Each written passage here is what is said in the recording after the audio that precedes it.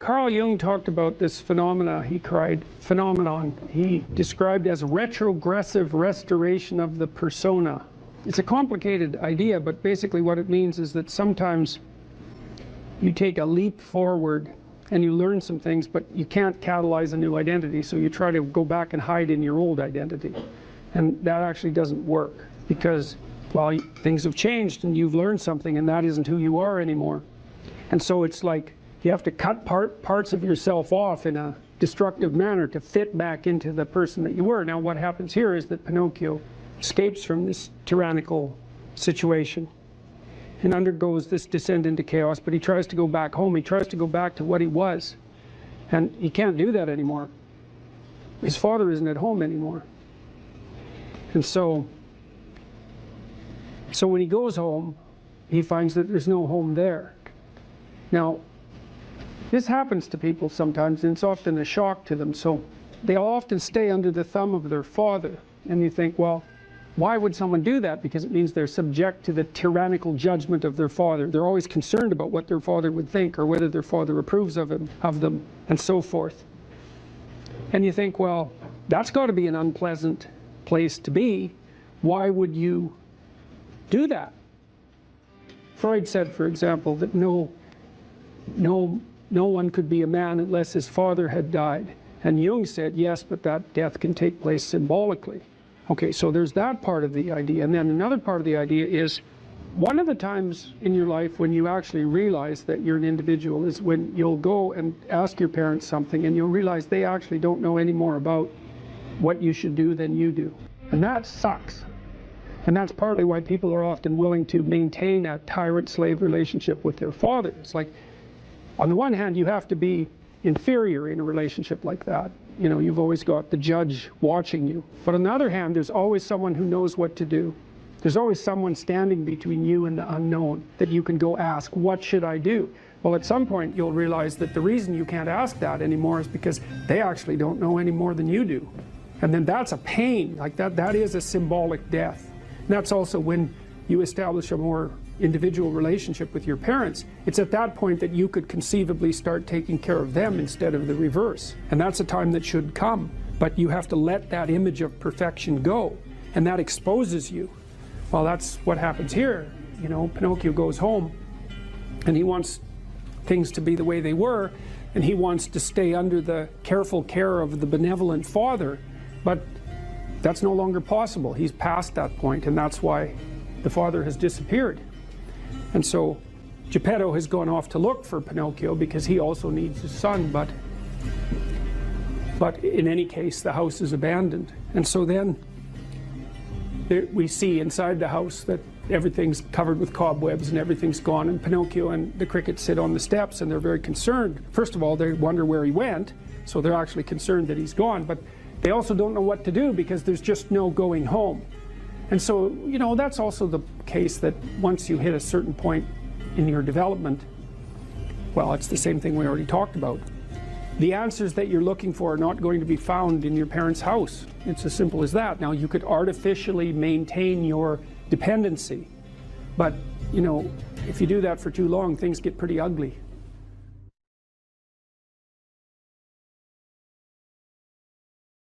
There's this old story in King Arthur where the knights go off to look for the Holy Grail, which is either the cup that Christ drank out of at the Last Supper, or the cup into which the blood that gushed from his side was poured when he was crucified. The stories vary, but it's basically a holy object, like the phoenix in some sense, that's a representation of transformation.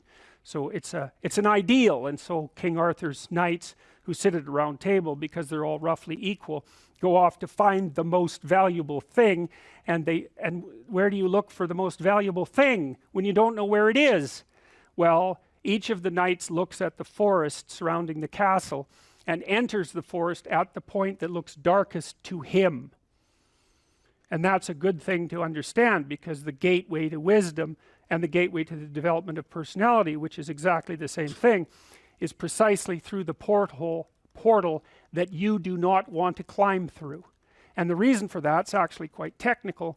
This is a Jungian presupposition too, is that Well, there's a bunch of things about you that are underdeveloped, and a lot of those things are because there's things you've avoided looking at because you don't want to look at them, and there's parts of you you've avoided developing because it's hard for you to develop those parts. And so it's by virtual necessity that what you need is where you don't want to look, because that's where you've kept it. And so, and that's why there's, you know, an idiosyncratic element of it for everyone. Your particular place of enlightenment and terror is not going to be the same as yours, except that they're both places of enlightenment and terror. So they're equivalent at one level of analysis and different at another. So anyways, back to fiction and what it does. It distills truth, and it produces characters that are composites. And the more they become composites, the more they approximate a mythological character. And so they become more and more universally true and more approximating religious deities. But the problem with that is they become more and more distant from individual experience. And so with literature, there's this very tight line where you need to make the character more than merely human, but not so much of a god that, you know, one of the things that happened to Superman in the 1980s, Superman started out, he's got a heavenly set of parents, by the way, and an earthly set of parents, and he's an orphan like Harry Potter. Very common theme is that when Superman first emerged, he could only jump over buildings, you know, and maybe he could stop a locomotive. But by the time the 1980s rolled around, like, he could juggle planets and, you know, swallow hydrogen bombs, and, you know, he could do anything. Well, people stopped buying the Superman comics because how interesting is that? It's like something horrible happens and Superman deals with it. And something else horrible happens and Superman deals with it. And it's like, that's dull. He turned into such an archetype. He was basically the omniscient, omnipresent, omnipotent God, and that's no fun. It's like God wins, and then God wins again, and then again God wins, and, you know, so then they had to weaken him in different ways with kryptonite, you know. So green kryptonite kind of made him sick, and red kryptonite, I think, kind of mutated him, if I remember correctly. And anyways, they had to introduce flaws into his character so that there could be some damn plot.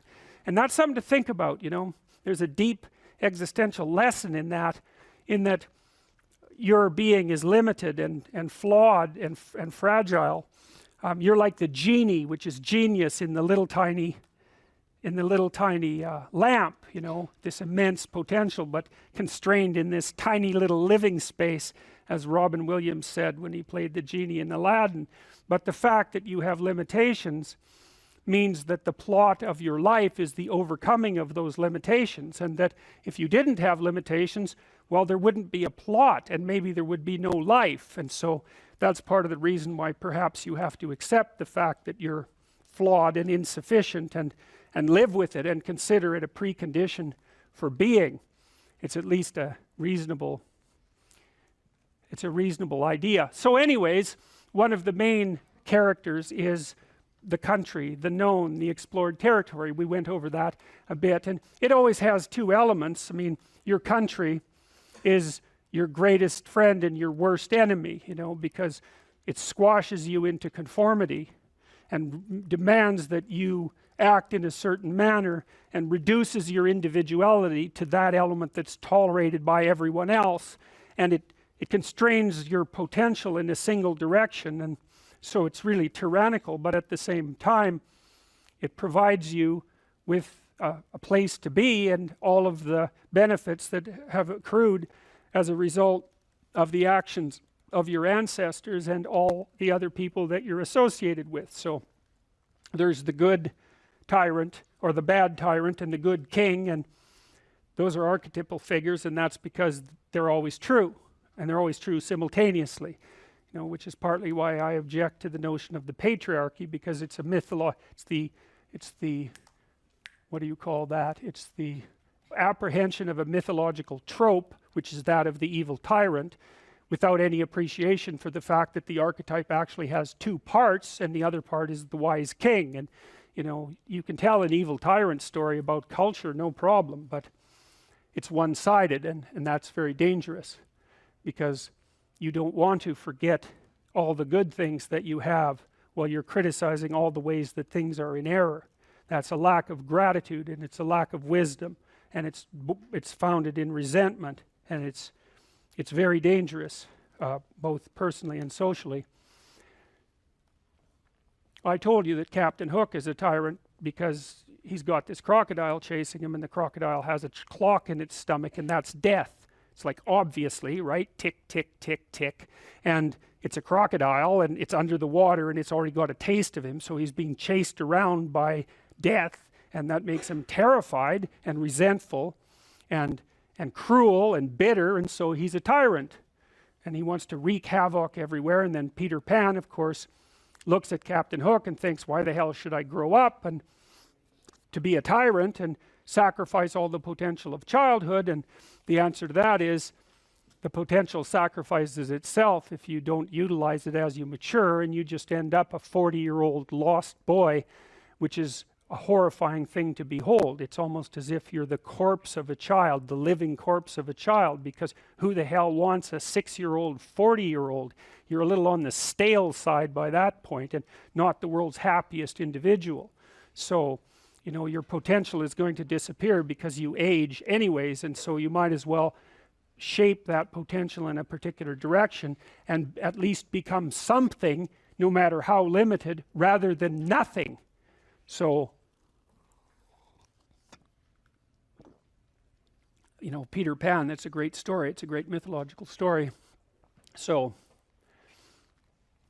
well, so let's talk about tyrants. Well, not only are they mythological figures, but they exist, and they tend to be deified. I mean, Stalin was, for all intents and purposes, God the Father in Soviet Russia, although he was pretty much only the worst elements of Old Testament God, who was, you know, constantly smiting people and wiping out populations and doing all sorts of things that seemed to be quite nasty. But nonetheless, you know, people worshipped him in many ways, and he's a representation of just exactly what goes wrong when things really go wrong, when people stop paying attention and when they all lie. Because one of the things that characterized the communist state was that no one ever got to say anything they actually believed, ever. And that was partly because 1 out of 3 people was an informer, which meant if you had a family of 6 people, 2 of them were informing on the government about you, and that included your own children. And if you were an informer, you were often amply rewarded by the state, so that if you lived in an overcrowded apartment building with 3 families in the same flat, and you informed on, you know, the woman down the hall that you didn't like, she got shipped off to the old concentration camp, and you got her apartment. And so that was a lovely society, and it only killed about 30 million people between 1919 and 1959. So that's what happens when the archetypal structure gets tilted badly, when people forget that they have a responsibility to fulfill as citizens, as awake citizens who are capable of stating the truth, and the archetype shifts, so there's nothing left of the great father except the tyrant. And let's not have that happen. I mean, the one on the right is really interesting, because consciously or unconsciously, you know, there's Stalin surrounded by what is, for all intents and purposes, fire. You know, he looks like Maleficent in Sleeping Beauty when she shows up at Aurora's christening. You know, she puts her arms up in the air and green fire surrounds her. It's like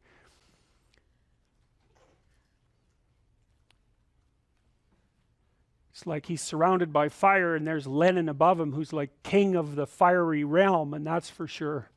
So, I mean, all the terrors that happened in the Soviet Union didn't start under Stalin, they started under Lenin, and Stalin was definitely Lenin's legitimate son, let's put it that way. Are you depressed, or do you just have a horrible life? And those are not the same question, because if you're depressed, you have a life that in principle should work, but isn't. And so you come and say, look, I've got a lot of things going for me. You know, I've got a good job, I've got a good family, my wife loves me, but man, I'm miserable all the time. It's like, okay, well, let's delve into that a bit more deeply. But that kind of sounds like depression. But then you might come and say, well, I'm miserable, I'm suffering, I don't even want to be alive. And then I might ask, well, do you have an intimate partner? Well, no, not really. and I have had a history of catastrophic relationships. Do you have any friends? Well, you know, I have this one person I phone like once every month or so, but other than that, no, I don't really see anyone. Well, do you have any close family? No, my family's pretty fractured. I don't get along with my mom and dad. I don't see my sisters or my siblings much. It's like, well, how about a job? Or how about a career, or failing that, a job?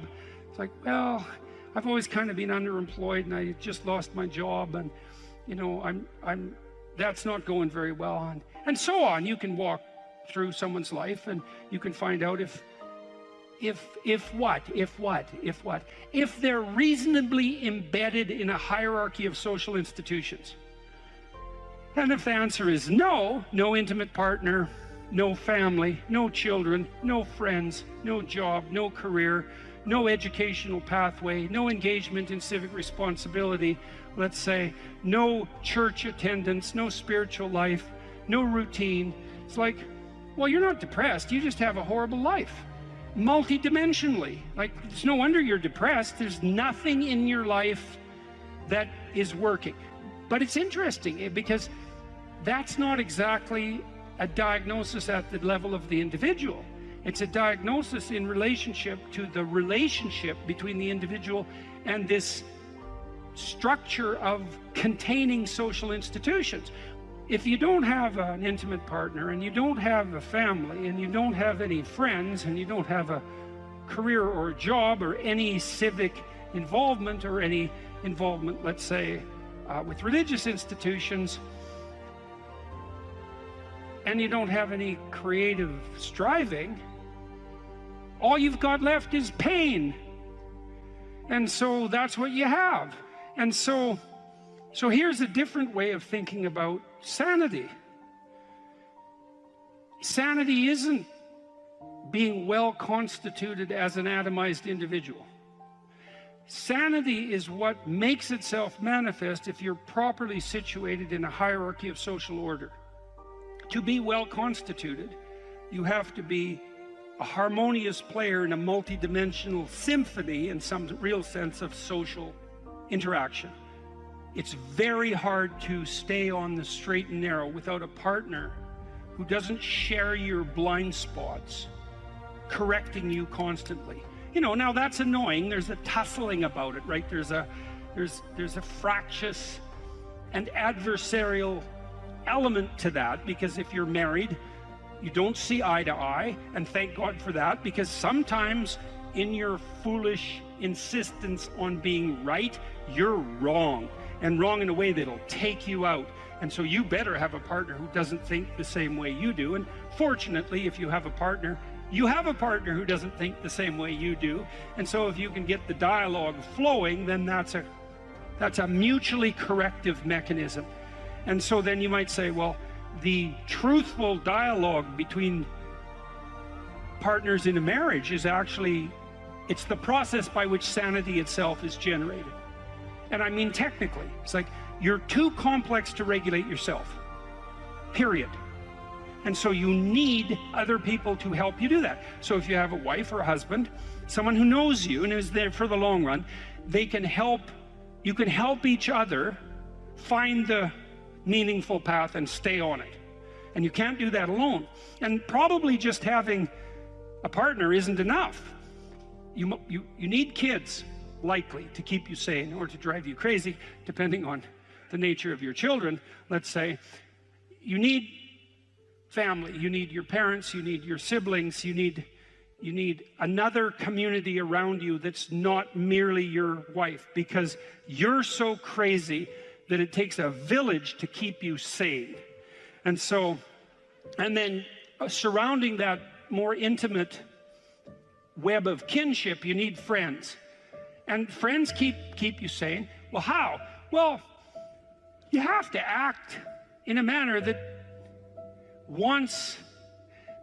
makes them want to be around you to have friends. And that means that to maintain your friendships, you have to be saner than you really are, right? You have to be, they have to be able to enjoy their time with you. If you practice forthright and voluntary exposure to that which terrifies and dismays you, it transforms you. And we really know this as psychologists. We even know there's more and more evidence suggesting, for example, that if you imagine you adopt this attitude of voluntary confrontation, that changes you psychophysiologically. So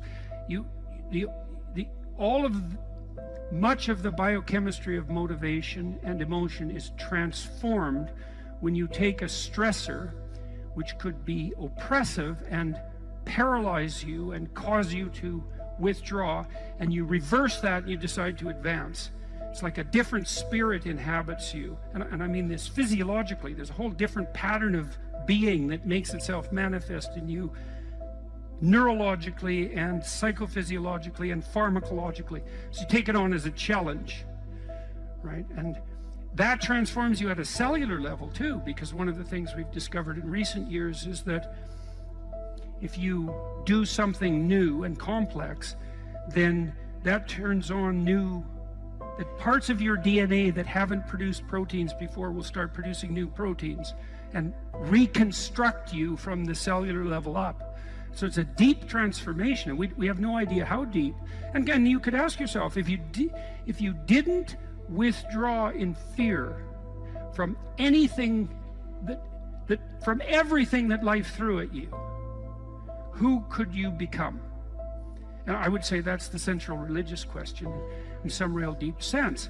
You know, are more things thrown at us than we can manage?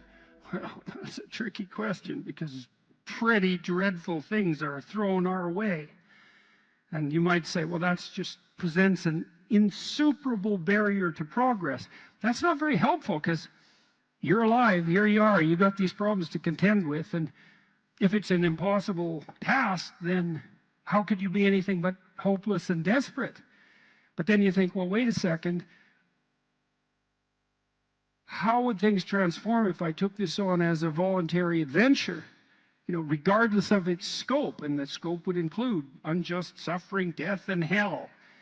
And that's not just some religious or metaphysical vision. It's like, no, you're actually going to have to contend with that in your life, in whatever way those things make themselves manifest to you personally.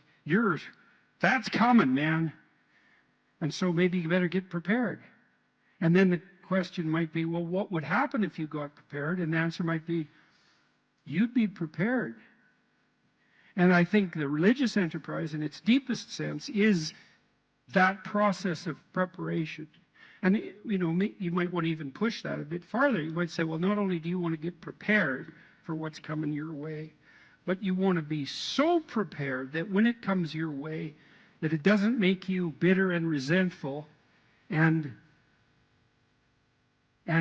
tempted by the desire to walk the path that would make all of that even worse. And so you might say, well, if you could really face up to what you need to face up to, not only could you turn yourself into someone that could bear the catastrophe of life and exposure to hell, but maybe you could turn yourself into someone who would still do good even while facing those things. Now, that's a pretty noble goal. There's this old idea that you go into the abyss. It's an idea that you can gaze into the abyss. You gaze long, and what you find in the abyss is a monster. That's the dragon at the bottom of the abyss, let's say. That's Satan himself, for that matter. But if you go into that as deeply as you can, what you find is you find your fragmented father in a comatose condition, in a desiccated and separated condition. And then you revivify that. Well, what does that mean? It means something. It means that if you look in the darkness, you find the light. That's one thing it means. And that the light really stands out against the darkness, but that the light is to be found in the darkness. So that's a very interesting thing. That's a quest narrative. But it means more than that. It means something fundamental. So we know, for example, that if you take yourself out of your current state of predictability and safety, and you put yourself in a new situation, you'll learn, right? You'll incorporate new information. So that's a cognitive issue. But that isn't all that happens. What happens is that new genes turn on within you and code for the production of new proteins. And that happens neurologically. New parts of you turn on. And so the idea is that if you can move yourself out into the world and push yourself out against a maximum array of challenges, more and more of you turns on. And then the question would be, well, what would you be if all of you that could be turned on was turned on? And the answer would be, you would be the resurrection of the ancestral father. That's what you would be. What that means is that if you take on the unbearable burden of being voluntarily, then that transforms you into the ancestral father. And that's true. And so that's unbelievably optimistic. It's so interesting because it's dark beyond belief. Well, the world is characterized by suffering and by malevolence of a depth that's virtually beyond comprehension. But if you choose to comprehend that, what you discover in that is the light that destroys the darkness. And that's really something to discover. There isn't a discovery that's more profound than that. That's the search for the Holy Grail or the Philosopher's Stone, all of that.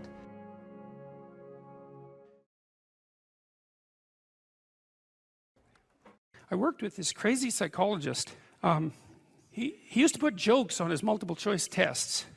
He was a really eccentric guy, but I really liked his courses. He taught a course on creativity, and he was also a prison psychologist, and he was an eccentric guy, and he for some reason liked me, and maybe because I was eccentric too, and he invited me to go out to the Edmonton maximum security prison with him a couple of times, which I did, and that was a very interesting experience because I was trying to figure out what role each individual's behavior bore to the pathology of the group. It was something like that. And I went out there and I met a little guy, smaller than me. I was a little bigger by then. And he was a pretty innocuous guy. And what had happened was I was out in this gymnasium. It looks like a high school, a prison, which is really quite telling in my estimation. And there were all these like monsters in there, weightlifting, and like they were monsters. I remember one guy who was tattooed everywhere, and he had like a huge scar running down the middle of his chest. It looked like someone had hit him with an axe, and and I was in there, and I had this weird cape that I used to wear that I bought in Portugal, and some boots that went along with it. And yeah, it was like an 1890s Sherlock Holmes cape, and it was really like it was from the 1890s because this little village was up on a hill. It was a walled city on a hill, and they sold these things, and I don't think they'd changed the style since 1890, and so I thought they were really cool, and so I was wearing that, which wasn't perhaps the most conservative garb to don if you're going to go to a maximum security prison. So anyways, I was in the gymnasium, and the psychologist left. And God only knows, I mean, that's what he was like. And all these guys came around me, you know, and they were offering to trade their prison clothes for my cape. And it was, it was like, I was being made an offer I couldn't refuse, you know, and so I didn't really know what to do. And then this little guy said something like, that the psychologist sent me to come and take you away or something like that. And so I thought, well, better this little guy than all these monsters. So we went outside the gym through some doors, like school doors. We went outside the gym into the exercise yard, I guess, and we were wandering along, and he was talking to me, and he seemed like a kind of an innocuous guy. And then the psychologist showed up at the door and motioned us back, and so, which was kind of a relief. And so I went into his office, and he said, "You know that guy that you walked out in the yard with?" And I said, "Yeah." He said, he took two cops one night, and he had them kneel down, and while they were begging for their lives, he shot them both in the back of the head. And I thought, see, the thing that was so interesting was that he was so innocuous, right? Because what you'd hope is that someone like that would be very much unlike you, let's say, and certainly wouldn't be like someone innocuous that you'd met. What you'd want is that the guy would be like, you know, half werewolf and half vampire, so you could just tell right away that he was a cold-blooded killer. But no, he was this sort of ineffectual little guy who was certainly not ineffectual if you gave him a revolver and the upper hand. And so that made me think a lot about the relationship between being innocuous and being dangerous. And then another thing happened. I met another guy out there, and then a week or two later I heard that he and a friend of his had held another guy down and pulverized his left leg with a lead pipe, like just pulverized it. And the reason for that was that they thought that he was a snitch, and maybe he was. And that time I did something different. Instead of being shocked and horrified by that, although I certainly was, I thought, how in the world could you do that? Because I didn't think I could do that. Eh? I didn't think that, I thought that there was a qualitative distinction between me and those people. And so I spent about 2 weeks trying to see if I could figure out under what conditions I could do that. Like what kind of psychological transformation I would have to undergo to be able to do that. And so that was a meditative exercise, let's say. And it only took about 10 days for me to realize that not only could I do that, that it would be a hell of a lot easier than I thought it would be. And that's sort of where that wall between me and what Jung described as the shadow started to fall apart. And that also was very useful because I started to treat myself as a somewhat different entity, because I hadn't been aware up to that point, you know, because I thought I was a good guy. And there's no reason for me to think that, because you're not a good guy unless you've really made a bloody effort to be a good guy. You're just not. It's not easy. And so you're probably a moderately bad guy.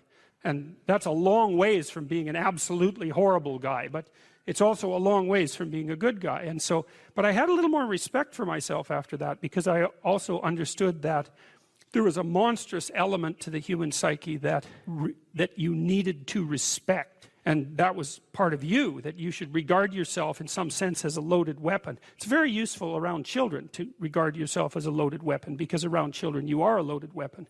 And the terrible experiences that many children have with their parents are testament to that. If you want to make yourself articulate, which is a very good idea, then not only should you read, but you should write down what you think. And if you can do that a little bit every day, 15 minutes, maybe you could steal 15 minutes and do it every day. But if you do that for 10 years, you really straighten out your thinking. If you're going to speak effectively, you have to know way more than you're talking about, you know. So this is often difficult for beginning lecturers at university, because they'll do a lecture on a topic, but they only know as much as they're saying in the lecture, and they get kind of stuck to their notes because of it. But you want to know 10 times as much as you are saying in the lecture, and then you can specify a stepping path through it and elaborate with the other things that you know. But to do that, you have to do a lot of reading. But you also have to do a lot of reading, because that's where the synthesizing comes. So that's on the input side. And then on the output side, well, there's some techniques, let's say, is like if you're speaking in front of a group, you are not delivering a talk to a group. That's not what you're doing. The talk isn't a packaged thing that you present to a group. There isn't a group. There's a bunch of individuals, and you talk to them. So when I talk to a group, I always talk to people one at a time. And that makes it easier too, because you know how to talk to a person. It's like, can you talk to 1,000 people? Well, probably not, because it's too intimidating. But there isn't 1,000 people there. There's 1,000 individuals. And so you just look at an individual and you say something, and you can tell if they're engaged. They look confused, or they look interested, or they look angry, or they look bored, or maybe they're asleep, in which case you look at someone else. And they give you feedback about how you're doing. And so one thing is to have something to say, yeah, but the next thing is pay attention to who you're talking to. Because unless you're very badly socialized, and that seems unlikely in your case, because, you know, you present yourself at least moderately well, you know. And, well, I mean, I don't know you very well, but on first sight, you know, you're doing fine. So the probability that if you pay attention to the individuals that you're talking to, that your natural wealth of social skill will manifest itself is extremely high. And so you don't deliver a talk to an audience. That's a really bad way of thinking about it. You're actually engaged in a conversation with an audience. Even if they're not talking, they're nodding and shifting position and, you know, looking like this, and you can pull all that in and use it to govern the level at which you're addressing the entire audience. So the last thing I would say is, well, having the aim to be a good communicator is a good start. And you think, well, I could buttress that to some degree. Well, there isn't anything that you can possibly, this is the whole point of a liberal education, there isn't anything that you can possibly do that makes you more competent in everything you do than to learn how to communicate. I don't care if you're going to be a carpenter. I mean, being a carpenter, by the way, is very difficult, especially if you're a good carpenter. But if you're good at communicating as a carpenter, you're like 10 times better as a carpenter. So, and this is something that the liberal arts colleges, I think, I don't know if they've forgotten it, but they don't do a very good job of marketing. It's like, well, what's the use of a bachelor's degree, a Bachelor of Arts? It's like, well, you can think, you can write, you can speak, you've read something. It's like, the economic value of that is incalculable. The people that I've watched in my life who've been spectacularly successful they have skills. Clearly, that's a minimum precondition. But they're also very, very good at articulating themselves. And so whenever they negotiate, they're successful. Well, that's kind of like the definition of success in life, right? You negotiate and you're successful. It doesn't mean you win. Because if you're a good negotiator, if you're a really good negotiator, everybody walks away from the negotiation thrilled. And so then people line up to do things with you. So, and that's all dependent on your ability to communicate. So. Okay, we're having a conversation. I'm deciding I'm going to listen to you, right? That's different than how people generally communicate, because usually when they communicate, they're doing something like, okay, we're going to have a conversation and I'm going to tell you why I'm right and I'll win if you agree. Or maybe you're having a conversation where, I don't know what you're trying to do. Maybe you're trying to impress the person you're talking to. So you're not listening to them at all. You're just thinking about what you're going to say next. Okay, so that's not this. This is, you might have something to tell me. And so I'm going to listen on the off chance that you'll tell me something that would really be useful for me to know. And so if you agree with me and I find that out, I know nothing more than I knew before. I just know what I knew before. And maybe I'm happy about that because, you know, it didn't get challenged. But I'm no smarter than I was before. But maybe you're different than me, and so while I'm listening to you, you'll tell me something I don't like. Maybe it's something I find contemptible or difficult, whatever. Maybe you'll tell me something I don't know, and then I won't be quite as stupid. And then maybe I won't run painfully into quite as many things. And that's a really useful thing to know, especially if you live with someone and you're trying to make long-term peace with them, is they're not the same as you. And their way they look at the world and the facts that they pull out of the world aren't the same as your facts. And even though you're going to be overwhelmed with the proclivity to demonstrate that you're right, it is the case that two brains are better than one.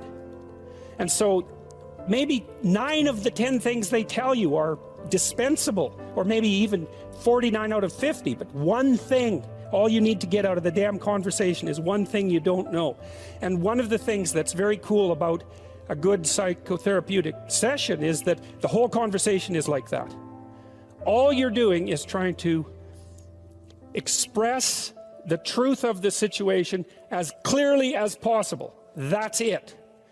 And so now, Roger's proposition, and I'll tell you why he derived it, was that if you have a conversation like that with someone, it will make both of you better. It'll make both of you psychologically healthier. So there's an implicit presupposition that the exchange of truth is curative. Well, that's a very cool idea. I mean, it's a very deep idea. It's the idea upon which Western civilization, although not only Western civilization, is actually predicated. The idea that truth produces health. But for Rogers, that was the entire purpose of the Psychotherapeutic Alliance. You come to see me because you want to be better. You don't even know what that means necessarily, neither do I. We're going to figure that out together. But you come and you say, look, things are not acceptable to me, and maybe there's something I could do about that. So that's the minimal precondition to engage in therapy. Something's wrong, you're willing to talk about it truthfully, and you want it to be better. Without that, the therapeutic relationship does not get off the ground. And so then you might ask, well, what relationships are therapeutic? And the answer to that would be, if you have a real relationship, it's therapeutic. If it isn't, what you have is not a relationship. God only knows what you have. You're a slave, they're a tyrant, you know, you're both butting heads with one another. It's a primate dominance hierarchy dispute. Oh, I don't know, you're like 2 cats in a barrel, or 2 people with their hands around each other's throats. But what you have is not a relationship. One of the things I try to do in my therapeutic sessions is, first of all, to listen, to really listen. And then, while I listen, I watch. And while I'm listening, things will happen in my head. You know, maybe I'll get a little image of something, or I'll get a thought or a question will emerge, and then I'll just tell the person what that is. But it's sort of directionless, you know. It's not like I have a goal, except that we're trying to make things better. I'm on the side of the part of the person that wants things to be better, not worse. And so those parts of us have a dialogue, and the consequence of that dialogue is that certain things take place, and then I'll just tell the person what happened. And it isn't that I'm right. That's not the point. The point is that they get to have an hour where someone actually tells them what they think. Here's the impact you're having on me. This is making me angry. This is making me happy. This is really interesting. This reminds me of something that you said an hour ago that I don't quite understand. And the whole point is not for either person to make the proposition or convince the other that their position is correct, but merely to have an exchange of experience about how things are set up. And it's extraordinarily useful for people, because it's often difficult for anyone to find anyone to talk to that will actually listen. And so another thing that's really strange about this listening is that if you listen to people, they will tell you the weirdest bloody things so fast you just cannot believe it. So if you're having a conversation with someone and it's dull, it's because you're not listening to them properly, because they're weird. They're like wombats or albatrosses or rhinoceroses or something. Like, they're strange creatures. And so if you were actually communicating with them and they were telling you how weird they really are, it would be anything but boring. And you can ask questions. That's a really good way of listening. But one of Roger's points is, well, you have to be oriented properly in order to listen. And the orientation has to be, look, what I want out of this conversation is that the place we both end up is better than the place we left. That's it. That's what I'm after. And if you're not after that, you got to think, why the hell wouldn't you be after that? What could you possibly be after that would be better than that? You walk away smarter and more well-equipped for the world than you were before you had the conversation, and so does the other person. Well, maybe if you're bitter and resentful and angry and anxious and, you know, generally annoyed at the world, then that isn't what you want. You want the other person to walk away worse, and you too, because you're full of revenge. But, you know, you'll get what you want if you do that. So we know from our research that such empathic understanding with a person, not about him, is such an effective approach that it can bring about major changes in personality. Some of you may be feeling that you listen well to people and that you have never seen such results. The chances are very great that you have not been listening in the manner that I've described. Fortunately, I can suggest a little experiment that you can do to test the quality of your understanding. The next time you get into an argument with your wife or your friend or a small group of friends, stop the discussion for a moment and, for an experiment, institute this rule. Each person can speak up for himself only after he has first restated the ideas and feelings of the previous speaker accurately. What accurately means is they have to agree with your restatement. Now, that's an annoying thing to do, because if someone is talking to you and you disagree with them, the first thing you want to do is take their argument, make the stupidest possible thing out of it that you can. That's the straw man, and then demolish it. It's like, so then you can walk away feeling good about it, and, you know, you dominated them really nicely. But that isn't what you do. You say, okay, well, I'm going to take what you told me, and maybe I'm even going to make your argument stronger than the one you made. That's useful if you're dealing with someone that you have to live with, because maybe they can't bloody well express themselves very well, but they have something to say. So you make their argument strong. All right, then you see what this would mean. It would mean that before presenting your own point of view, it would be necessary for you to really achieve the other speaker's frame of reference, to understand his thoughts and feelings so well that you could summarize them for him. Sounds simple, doesn't it? But if you will try it, you'll find that it's the most difficult thing that you've ever done. If you can communicate in those means, speaking, writing, and if you can think, you are so powerful that nothing can stop you. You think about it, well, what do you mean? Well, I don't care who you are. I don't care if you're a plumber or a waitress. Not that there's anything wrong with being a plumber or a waitress, because there isn't. It's like, you're going to negotiate for a raise. You're going to negotiate for a promotion. You're going to negotiate how your customers treat you. You're going to negotiate how you advertise yourself, for example, with regards to picking up customers. That's all articulated linguistic ability, the ability to express yourself. If you're good at that, you win, period.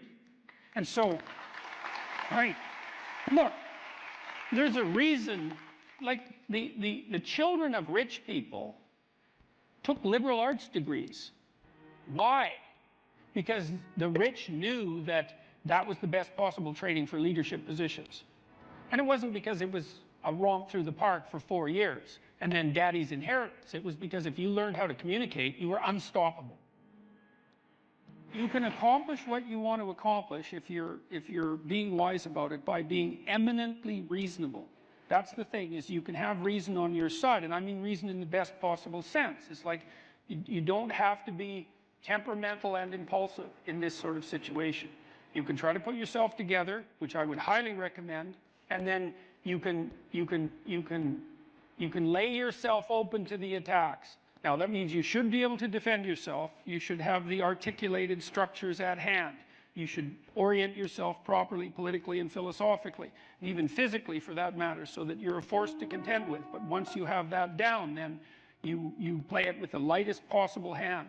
And that way also you have the highest probability of let's say, of changing the minds of people who are possessed by an ideology so that they can rejoin the productive political dialogue. And that's what you want. You don't want to defeat them. First of all, good luck with that. It's like, well, you've got to live with them. You can't defeat people that you live with, because there they are the next day. And if you defeat them, well, then they're defeated. Maybe that's not for the best. And second, it's not like they're happy about the fact that they're defeated. It's not like they're not going to be waiting around to find out when they can defeat you next. It's like if you're married to someone, think, well, I won that argument. It's like, no, you didn't. No, you didn't, because there that person is, waking up next to you the next day. And so if you won, you know, and they're defeated and humiliated because of it, then the probability that they're going to react properly to you, if they have any sense at all, is very low. And so what you want is you want to negotiate your way to a sustainable peace. And that's what you want to do in the political realm too, because, well, in this country, you know, there's a certain amount of polarization. I don't think it's anywhere near as bad as the media is making it out to be, as they go through their death spirals and generate clickbait like mad. Because, you know, in the US, you guys have been voting 50% Republican and 50% Democrat for what, about 20 years, right down the middle. It hasn't changed that much. But these people who are on the opposite side of the political spectrum from you, they're the people who live across the street. They're the people who live down the street. They're family members, for that matter. And you're going to have to live with them. It's like you don't want to defeat them. You want to bring them back into the reasonable political dialogue. And you do that by having a certain amount, first of all, by getting your act together so that you're a credible and admirable person, but then by having some forbearance and negotiating towards peace.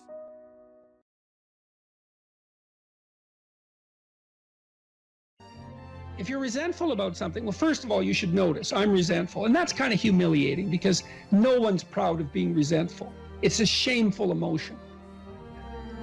Well, so then why are you resentful? Well, there's only two reasons as far as I've been able to tell. One is that you're allowing yourself to be taken advantage of, or you're being taken advantage of. Sometimes you're not allowing yourself. Sometimes you're a child being abused by their uncle. You're not allowing yourself. You can't do anything about it. You're resentful because you're being taken advantage of, or because you're immature. It's one of those two things. Figure out which it is, and then take the steps necessary to address it. Living a life without resentment is a great goal. People are often resentful if they see that responsibility has been abdicated. Why isn't that person doing their job? It's like, well, hey man, step in at your workplace, in your family.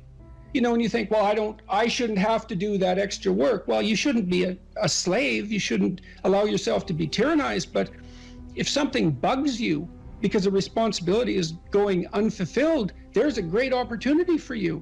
And this is something I don't think we teach young people well. And one of the things, you may remember this, that was so striking about the tour was that I made a case fairly consistently that most people find the meaning that sustains them through the vicissitudes of life, not in happiness, but in responsibility. And that would bring everyone to a halt. It would always make the whole theater silent. It's like, oh, I never thought of that connection. Because maybe you want to avoid responsibility, and you can understand why. You can understand why. You hide from it. That is what you encounter if you go out in the world and you think, who the hell wants that? I don't want the responsibility. It's like, well, yes, you do, as it turns out. there's nothing better than responsibility. Now, I say that with some caution. I think that it's hard to say.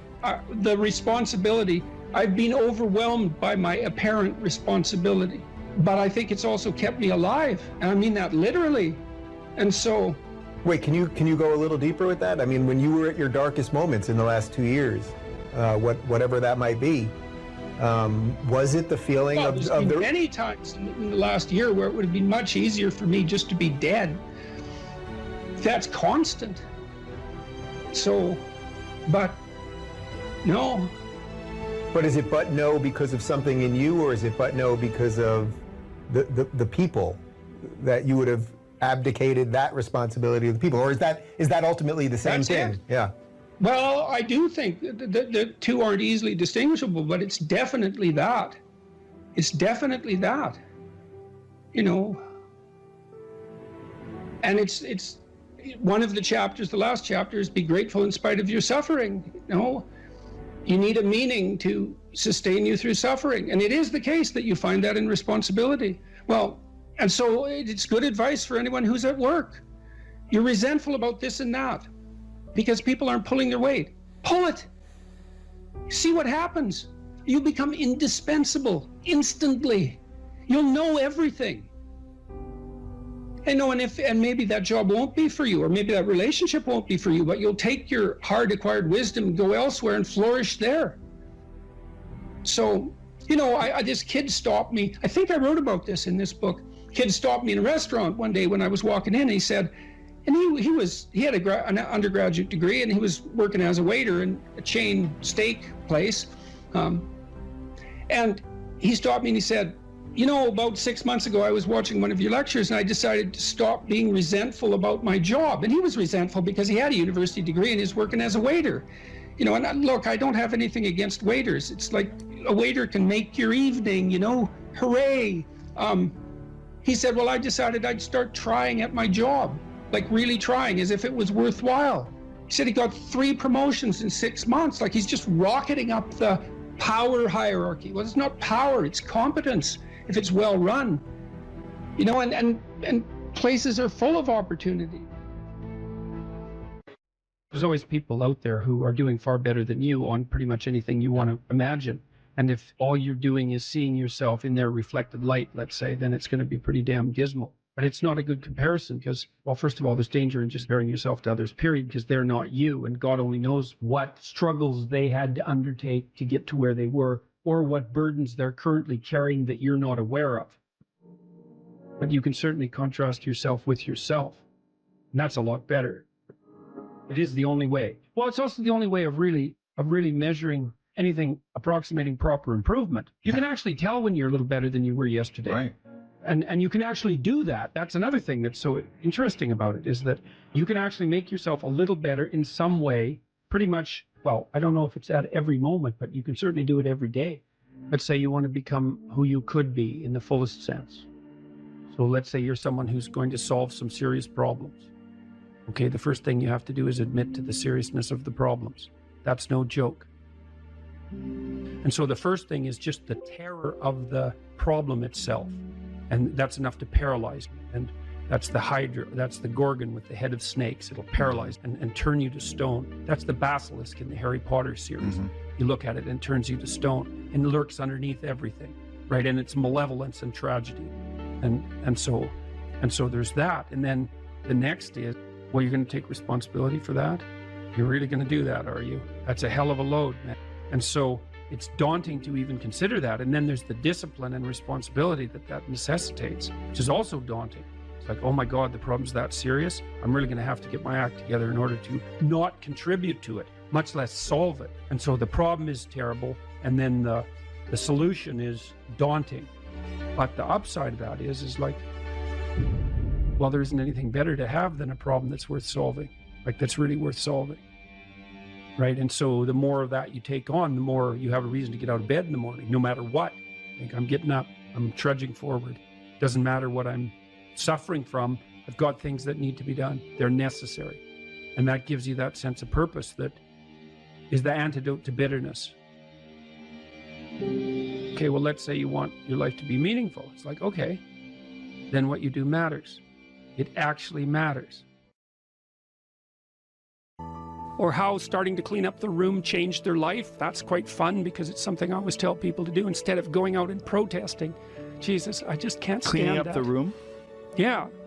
Meaning? Well, my sense is that if you want to change the world, you start from yourself and work outward because you build your competence that way. It's like, I don't know how you can go out and protest the structure of the entire economic system if you can't keep your room organized. Well, I made a video call, which was called Message to Millennials, where it was called How to Change the World Properly. A bit of on the pretentious side, I suppose, but I was trying to produce something that was a counterposition to this idea that what you should do is go out and fix up other people. You know, that's just not right. And there's a New Testament line about that, something about, you know, not worrying too much about the log in your neighbor's eye, or about the speck in your neighbor's eye when you have a log in your eye. What would the world be like if people stopped avoiding the things they knew they should do?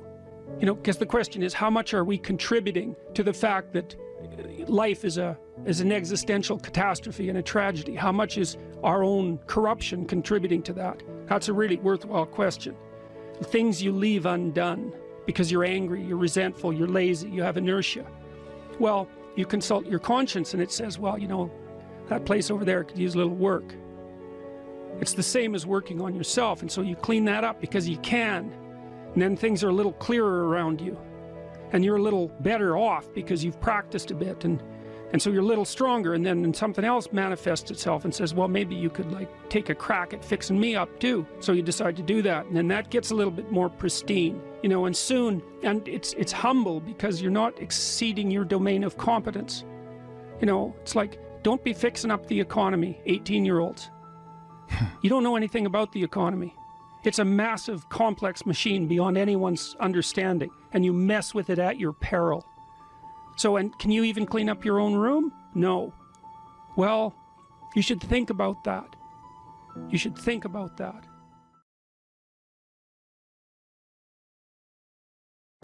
If you're suffering, you are obligated, in a sense, to hold on to whatever rope someone throws you. Life can be meaningful enough to justify its suffering. You can tyrannize yourself into doing things, but I wouldn't recommend it. What I would recommend instead is that you ask yourself what you're willing to do. It's a really effective technique. It's like a meditative technique. That's when life is worthwhile.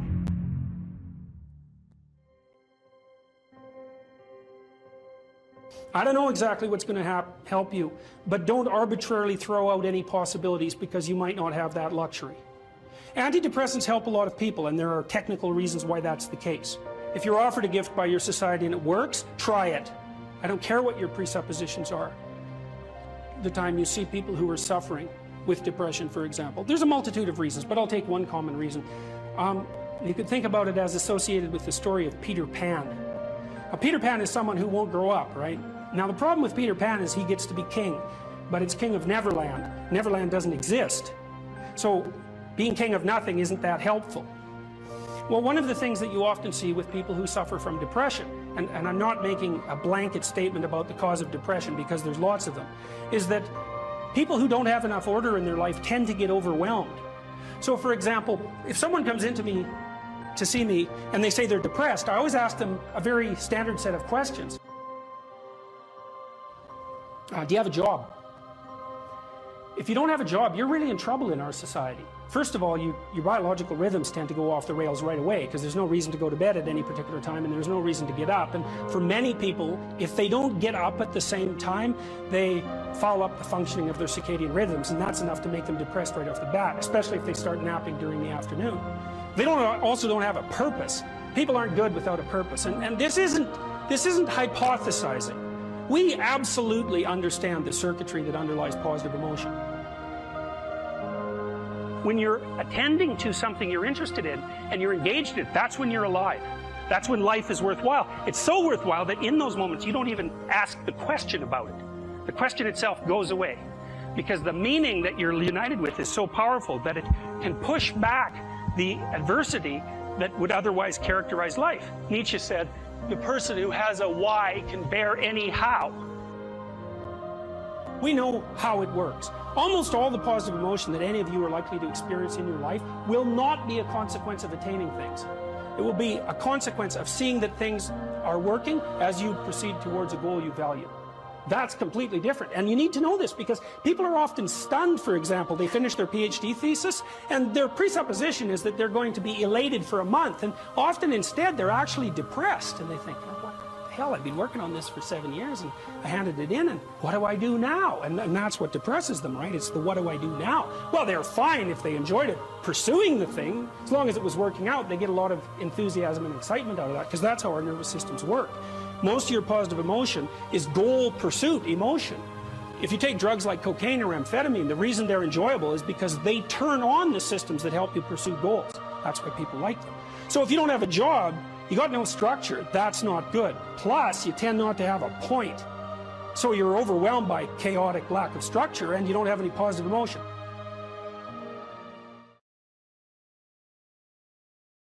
You know, one thing about the dopamine system that's so important and also explains a lot of pathology, but also a lot of human evolution, is that we have basically one major reward system, which is the dopaminergic system. You know, I sometimes like the analogy that, you know, nowadays you hear about cryptocurrency or the dollar versus the euro versus the this versus the that. There's only one currency in all of reality, actually, and it's dopamine. Whether or not it's the dollar-backed dopamine or it's euro-backed dopamine or Bitcoin-backed dopamine, in the end, whether or not someone has $1 billion or $2 is really that currency resides as something that's transacted in the real world, but their notion of power and potential is dopaminergic. And so too, the potential for mates, the potential for food, how much food you have, you know, how much meat you have stored in the freezer tells you a lot about your security and well-being for you and your family, right?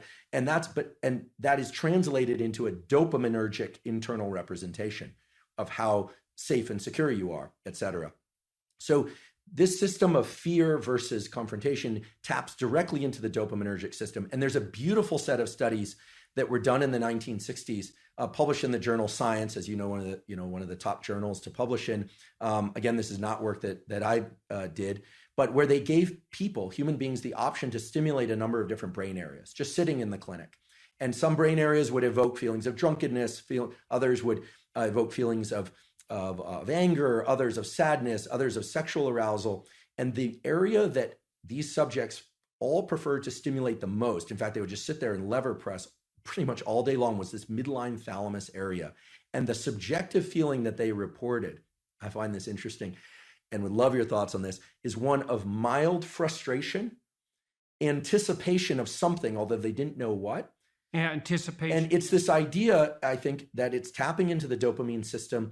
And the dopamine system... Well, the dopamine system says something good is going to happen. That's right. The key... It says something good is going to happen. Something good is going to happen. And it's an appetitive state in some sense because it doesn't signify the acquisition of... It's not satiating. Right. It's appetitive. That's right. And so it drives you forward. And you might think that being driven forward would be unpleasant, but if you're, in some sense, if you're activating the systems that drive you forward voluntarily, then that's the most positive form of positive reinforcement you can have.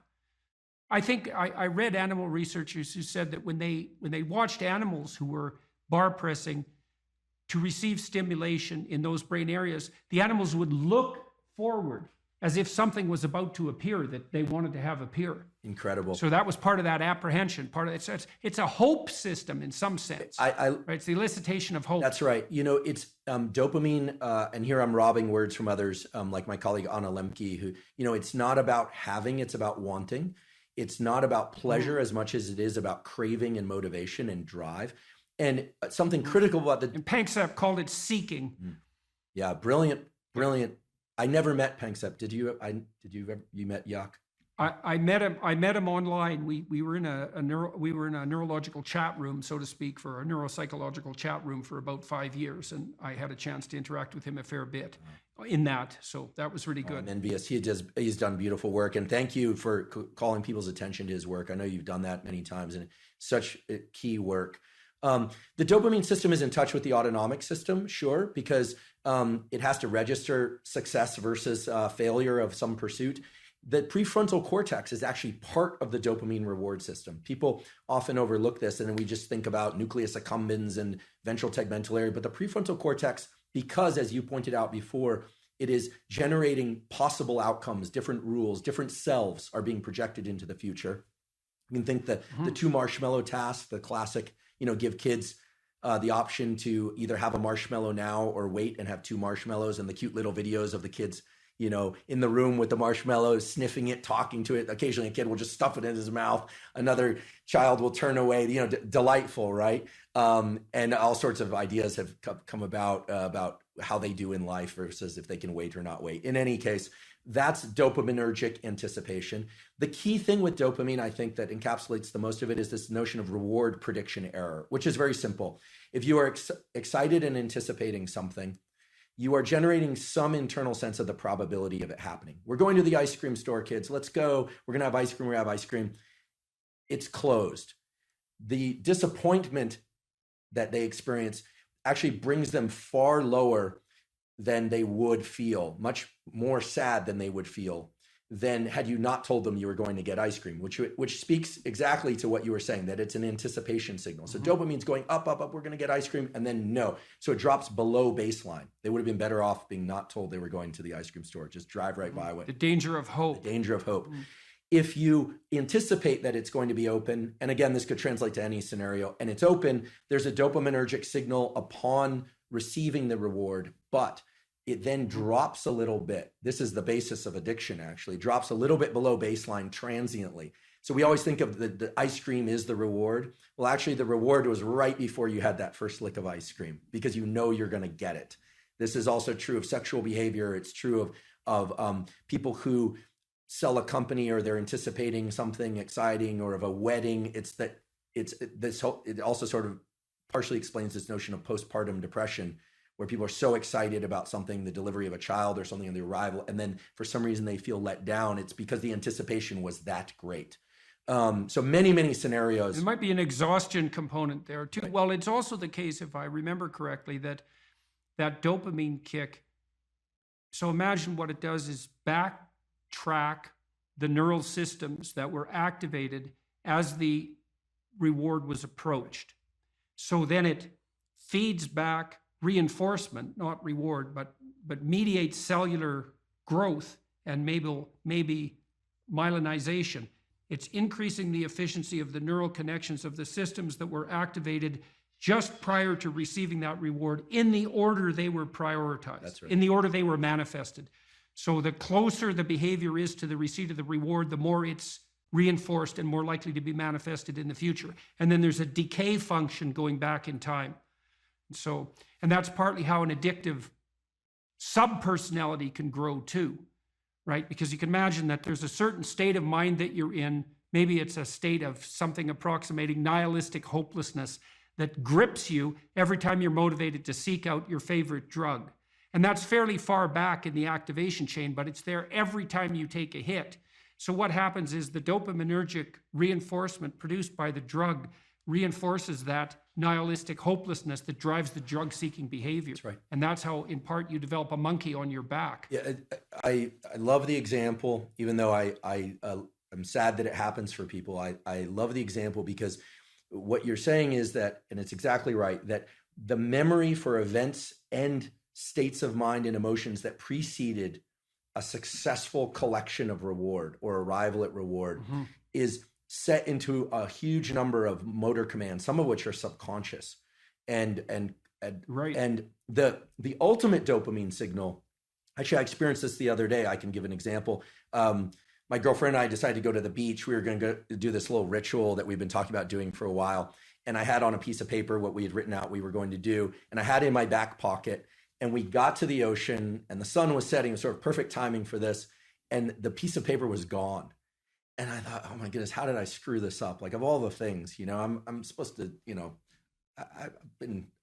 I'm 47 years old. This is not like I should be able to do this, Get your I act blew it. Yeah, I blew it. So I went back to the car, long walk, looking everywhere. It was not a windy day, but I thought, gosh, where's this piece of paper? Looking around, didn't find it. Went all the way back to the car, wasn't in the car, came all the way back. And I was walking toward her. I saw her and I thought, okay, this is really embarrassing. I'm going to just have to wing it or remember. We didn't have our phones intentionally either, so we couldn't look it up.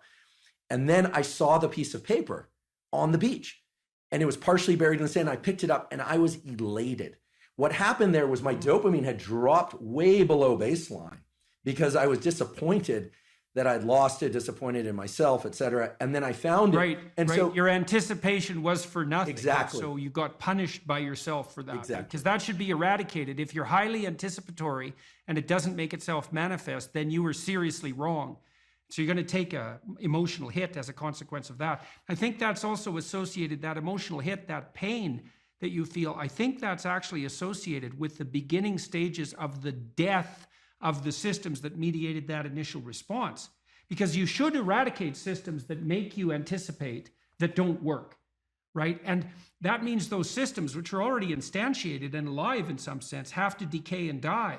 And it strikes me as highly probable that you're going to pay a price in something approximating pain for the death of those malfunctioning systems. It's also why, because why wouldn't they fight for their lives to some degree? Why wouldn't they resist the decay and death that might be necessary to keep you going? Why? There should be some pain associated with that logically, because it is a biological transformation. Yeah, it's an interesting a lens to view it through, that self image that I had in that moment of, I'm the responsible partner who can take care of a simple thing, right? For this nice little ritual that we'd been talking about doing for a while. I failed, right? So that part. Well, it's also so interesting. You think about that. This is a depressive cascade, and it's very hard to bind, because imagine you anticipate something and then you make a mistake. Now, the question then becomes, how significant is the mistake? And one view of your error would be, well, the paper blew out of my pocket and that could happen to anybody. And the more catastrophic interpretation would be, and it's an extension of the thought path that you started to walk down, well, I'm near 50 years old, I should be much more responsible than this, and there's something wrong with me as a person. And then a depressive person would go even further. They'd say, well, not only is there something wrong with me in this decision, this is a decision like every other decision I make right now. I never make a good decision. In the past, I've never made a good decision, and there's no way I'm going to change in the future. And so the depressive takes that punishment response, let's say, that's a consequence of failed anticipation, and can't bind it. It just takes out all of their potential future selves. That's a good way of thinking about it. Yeah. And so then they're in a depressive pit. Yeah, so that's too much learning from failure. Right. I'm really I'm grateful for your insight on this, because indeed, if I'm honest, my thought train went to the point of I didn't think, I'm a total failure because I lost this piece of paper. I thought to myself, well, if it were a priority, I would have ensured I wouldn't have lost it. Right. She'll interpret it as not being a priority. Like, where are my priorities? Am I overspent? Like what's going on? You start to sift into the full set of questions. And then, of course, finding the paper resurrects the sense of self. It was, I think it was in that movie, Pulp Fiction. Yeah, well, that binding problem is really tricky, because so there's some good rules of thumb for that, which is one of the rules of thumb for that's extremely useful, that's socially instantiated, is innocent until proven guilty. Right, so you might say when those thoughts come up, because they're adversarial and accusatory thoughts, you might say, well, that is part of the realm of possibility, but I shouldn't. When your child does something wrong that's minor, you don't say you're a rotten kid, right? You bind it. You say, look, kid, here's a bunch of things you're doing right. But in this particular example, specific situation, here's the minimal thing you did incorrectly and how to alter it. And it's a really good habit of mind. It's like to address towards yourself as well as to other people, which is to say, well, what's the minimum crime that I'm responsible for in this moment? And that's part of this miracle of the presumption of innocence, and especially without proof. A lot of what I did in my clinical practice to people who had a depressive temperament was help them make a case for themselves. It's like, well, maybe you're as bad as you think you might be, but maybe not. Let's take the contrary argument. Let's make you as innocent as you can be in this situation, and only narrow the repair to the absolute minimum that needs to be manifested. You have to be tough as a damn boot to be good, because you have to stand your ground when you need to stand your ground, and you have to be able to say no when it's time to say no, and you have to mean it. And so then you have to think and plan strategically so that when you're going to say no, you can mean it and it will stick. And that takes a certain amount of integrated malevolence, I would say. And once it's integrated, it's not malevolence, it's strength. It's strength of character. It's the ability to stand your ground. And you have to cultivate that. And you cultivate that at least in part by telling the truth. And so you take your place in the world as a decent person and as a decent citizen, and you play the hierarchical game properly. And that is to stand up straight with your shoulders back. It's like the world's an onslaught. You've got the tyranny of culture to deal with. You've got the catastrophe of nature. You've got your own damn malevolence and ignorance, right? All coming at you, plus the incredible, complicated, indeterminate potential of the future. That's all coming at you, and it's all your responsibility, and you can cringe away from it and be afraid of it and be victimized by it and be bitter and cynical about it, and no wonder, because it can be painful. Or you can turn around and you can say, man, bring it on, because there's more to me than there is to the catastrophe.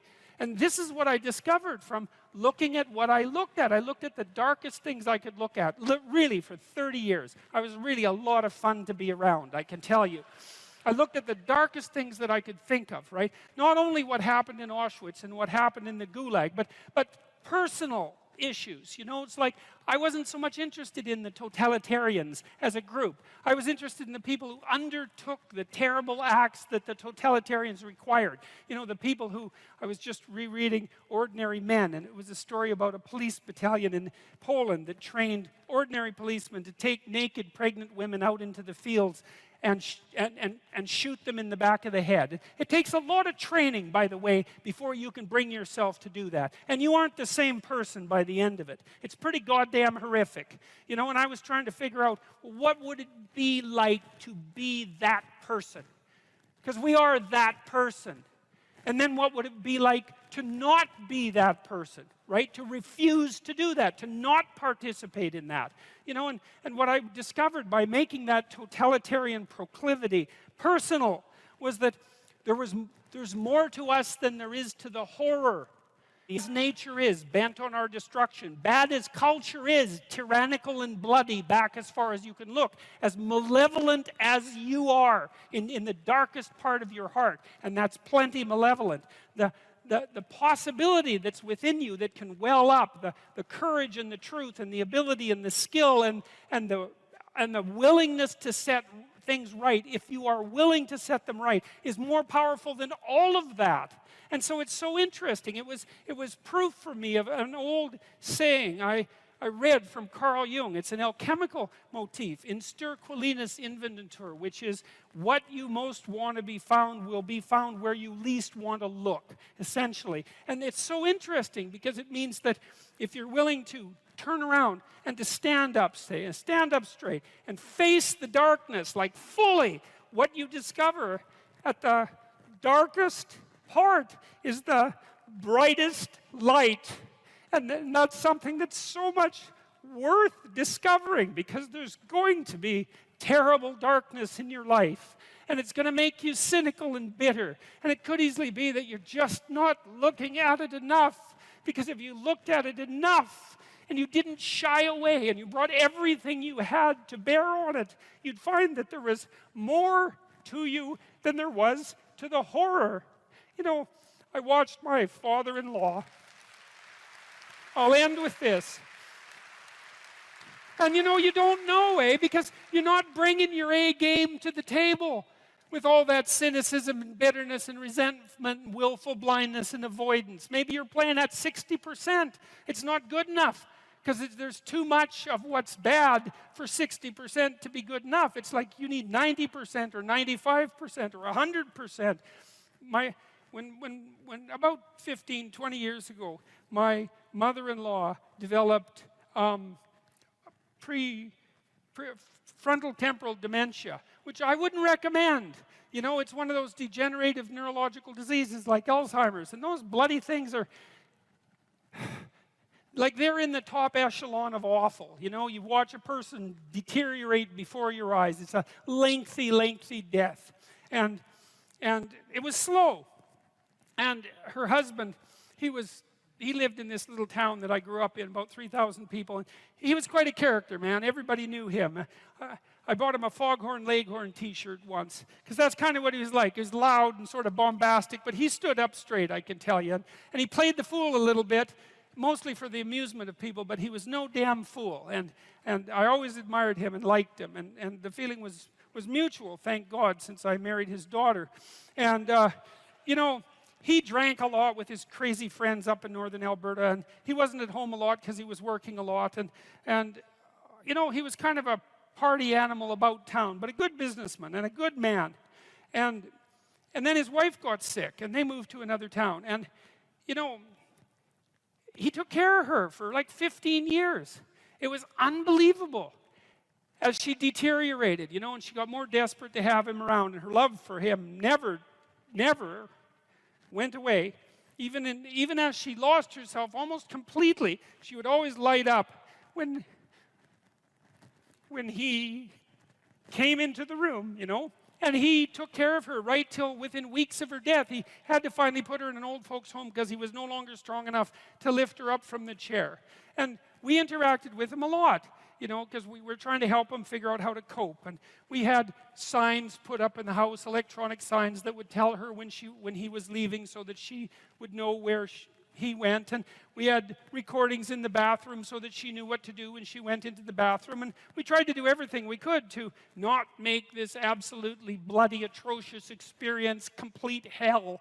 And he participated the whole way, you know, and it was really something to see. It was really, it left me with a tremendous sense of admiration for him, but not just for him, but for people who can do that, you know. And if there was a new decline, he took it on, and he didn't complain about it, and he tried to do what he could, you know, and like, it was no picnic, don't get me wrong, but it wasn't hell. And then we were all gathered around the deathbed, my wife's mother's deathbed, and the family was there, and they got along pretty well, you know. And her sister's a palliative care nurse, and the other one's a pharmacist, and none of them are particularly afraid of illness and death. You know, they're a pretty tough group. And so, you know, they made sure their mother's lips were wet while she was no longer eating or drinking, and tried to make her comfortable. And they were around the deathbed, and they were kind of getting along, you know. It wasn't Family Feud at mother's death time, and that was kind of nice.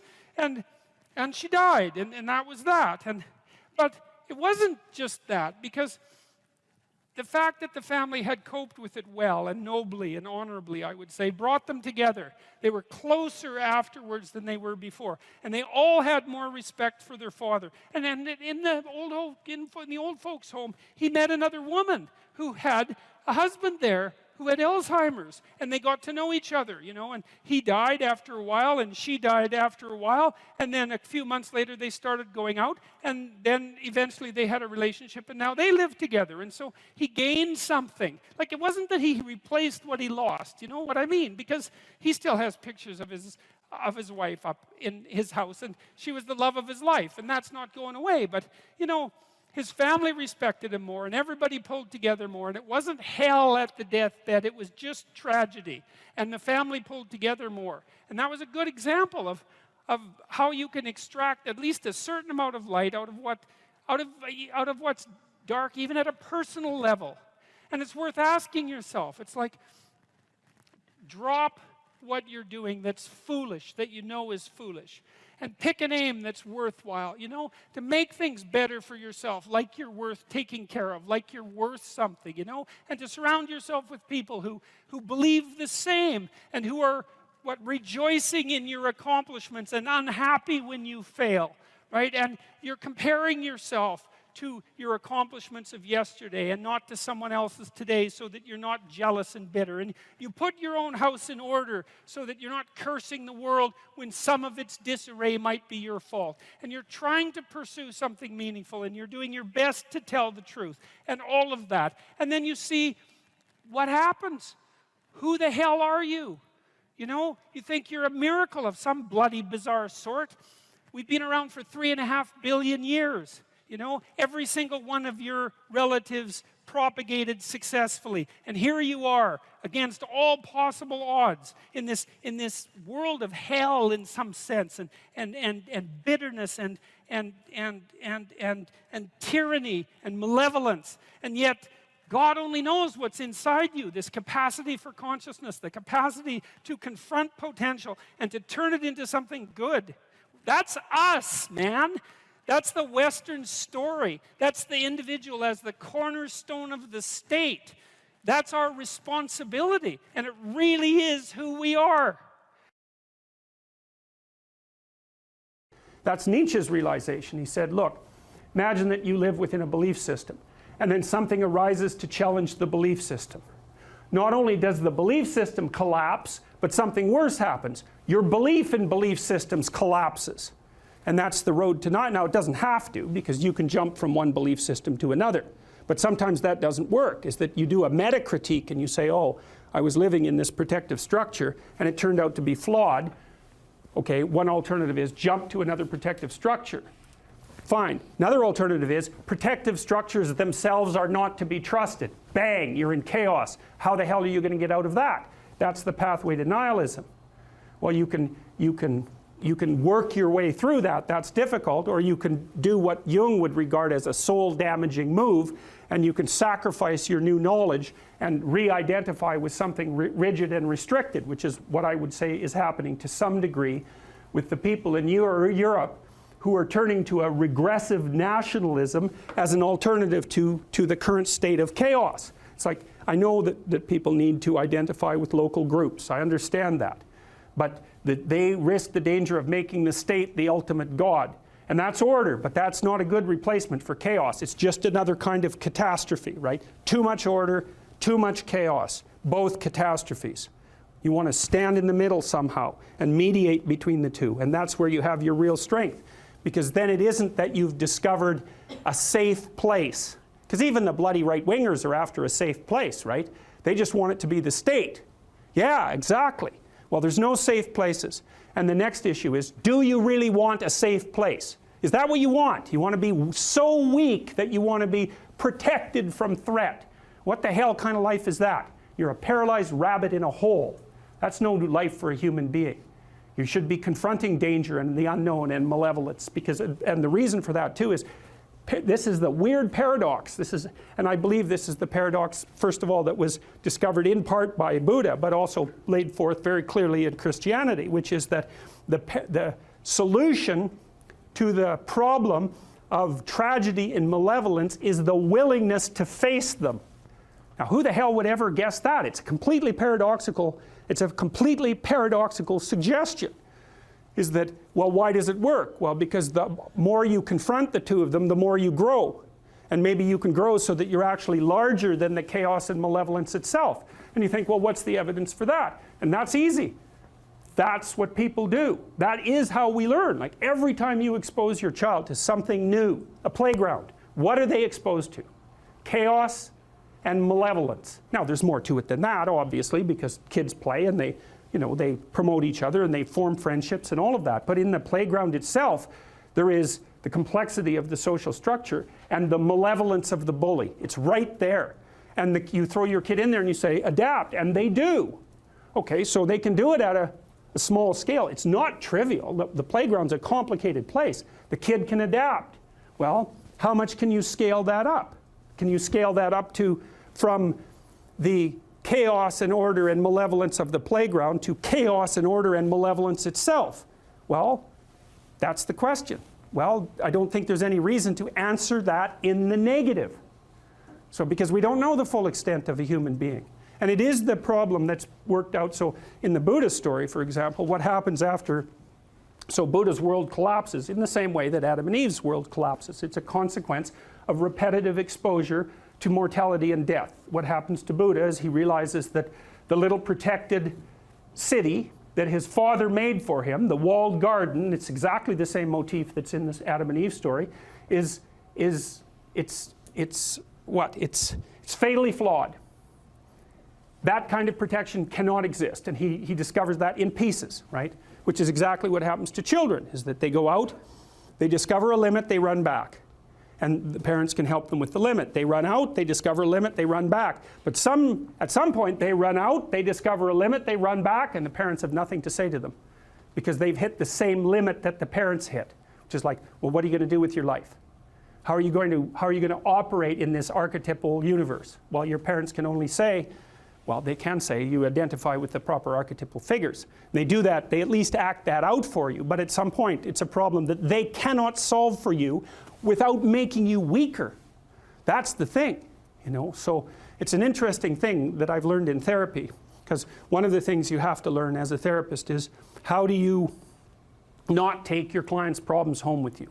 It's a very common existential problem that beginning therapists face because they're afraid. It's like, well, you're dealing with people all the time who have serious problems. Sometimes it's mental illness, although less frequently than you'd think. And sometimes it's just that they're having a good catastrophe, right? Their parents have cancer or something like that, or their father has Alzheimer's and they're unemployed, or they have a drug problem, or they have a schizophrenic son, or like, these aren't mental illness problems, right? Those are just catastrophes. And so people are discussing those with you all the time. How do you avoid being crushed by that or avoid taking it home? And the answer to that is you don't steal the problem. That's the answer. It's like, you have some problems. If you come and talk to me, I'll help you figure out how to solve them. I will not tell you how to solve them. I won't steal your problems. Because what we're trying to do in therapy is, number one, solve your problem. Number two, turn you into a great solver of problems. And the second one is way more important than the first one. And so you never solve someone's problem by removing from them the opportunity to solve their problem. That's theft. That's the Oedipal situation. That's the Oedipal situation. That's the overprotective mother. Now, father can play that role too. We're talking about archetypal representations. It's like, I'll protect you at the cost of your ability to protect yourself. No. Wrong. That's a sin. That's a good way of thinking about it. That is not what you do with people. Not with your children, not with your partner, not with yourself. You don't do that. That destroys people's adaptive competence. And it disarms them in the face of chaos and malevolence. And that's a terrible thing. You're going to send someone out unarmed in a world like that? It's a terrible thing to do. So, and if people aren't strong enough to manage it, then they get resentful. And then, you know, you get the downhill spiral that goes along with that. Okay, so the meta story is partly you're in a you have a map, but it's insufficient and things will come up to disrupt it, and sometimes the disruption is catastrophic. Everything falls apart. That's what happens to the Buddha, and that's what happens to Adam and Eve. And the rest of the biblical stories are actually an attempt to put that back together. Now, that's been assembled, as I said, it's been assembled over centuries, right? Okay, we've got the problem. The problem is the apocalypse, the ever-present reality of the apocalyptic fall. That's the problem. And so you could say, well, what is that? It's the insufficiency of all potential conceptual schemes. Right. Your conceptual schemes are insufficient to deal with the complexity of the world. It's a permanent problem. So what do? You stop relying on your conceptual schemes. That's part of the answer. You start relying on instead on your ability to actively generate conceptual schemes in the face of chaos and malevolence. And so that makes you someone that identifies with your creative capacity, your creative, courageous capacity for articulation and action in the face of the unknown, rather than some formulaic approach to the territory. And the idea is that elevates your character to the point where you can withstand tragedy and malevolence without becoming corrupt. And that provides a permanent solution to the problem. Well, then you might say, cynically, what's your evidence that that's a permanent solution? And the answer to that is, well, the evidence isn't all in yet. First of all, because people only live that way partially. And so we haven't put the hypothesis to the full test. And second, we don't know what our limitations are. We have no idea what our limitations are. And they're both greater and lesser than we imagined. Because you have to ask yourself, like, if people stopped adding voluntarily to the misery of the world and devoted themselves to setting things straight, setting themselves straight and setting the things around them straight, what would happen? And the answer to that is, well, there'd be a hell of a lot less unnecessary misery in the world, so that might not be a bad place to start. But apart from that, there's very little that we can say. Could we overcome the catastrophe of mortality? Why not? You think that's beyond our capacity? Could we make the world a place where no one was suffering any more than necessary and still allow the world to exist? Well, possibly, because we don't know the limitations of our capacity. We're only running it 40%, if that, I would say. We don't make full use of all the people that are in the world. We don't have our situation set up so that the gifts that they could offer to everyone are fully realized. We haven't set the systems up for that yet, so we waste people like mad, and then we waste ourselves like mad. And so I would say this is something also that's one of the things that's really interesting about the Old Testament Jews. This is, I think, one of the reasons that their book has become so central, is because what happens in the Old Testament after the fall is that Israel produces a series of states, right? Rise of state and then a fall, and then a rise of another state and then a fall. So it's the same thing, except it's happening at a political level. The political state rises, it gets corrupt, it falls. It rises out of the ashes again, gets corrupt, and falls. I think that happens 6 times in the Old Testament. And one of the things that's very interesting is the reaction of the Jews. They always say, it was our fault. Instead of taking the Cain and Abel route, and I'm going to tell you the Cain and Abel story right away. Instead of taking the Cain and Abel route, they always say, if the state collapsed, it was because we did something wrong. That's very different than saying, you know, it's arbitrary fate. It's the nature of arbitrary fate, or the structure of reality, that we're doomed to collapse into chaos, and that's an indication of the corruption of being. Well, you can take that route if you want. It's the corruption of being. Well, good luck with that. So what are you going to do about that? That's easy. You'll start to work for the destruction of being. That's what you will do. The alternative is to say, this terrible thing happened and somehow it's my fault. Well, at least that opens you up the pathway to doing something about it, and maybe it's actually the case. Maybe terrible things happen because you're just not who you should be. At least you know that's true to some degree, right? You know it. Because things happen to you all the time and you think, well, you know, if I just would have played that game straight, and if I would have put this thing in order, that wouldn't have happened. It's like, okay, fine. What's the ultimate extent of that? Dostoevsky said at one point that every human being was not only responsible for everything that happened to him or her, but also simultaneously responsible for everything that happened to everyone else. Now, I would say it's almost a hallucinogenic idea, right? It's a transcendent idea, and it can go very wrong. Sometimes depressed people, for example, get hyper-responsible for what's happened and just crushes them. And so it's a mode of thinking that can produce its attendant pathologies. But there's something about it that's metaphysically true. Well, this is a strange one. I don't know about you people from Sydney. So it's from Kathy Newman, which strikes me as somewhat unlikely. And it's got 164 upvotes, which is quite a few upvotes. It hurt when you destroyed me on ABC. Now, I don't know if that's referring to last night or so many months ago, but I have enrolled in university to get my facts right. Yeah, well, that probably won't work.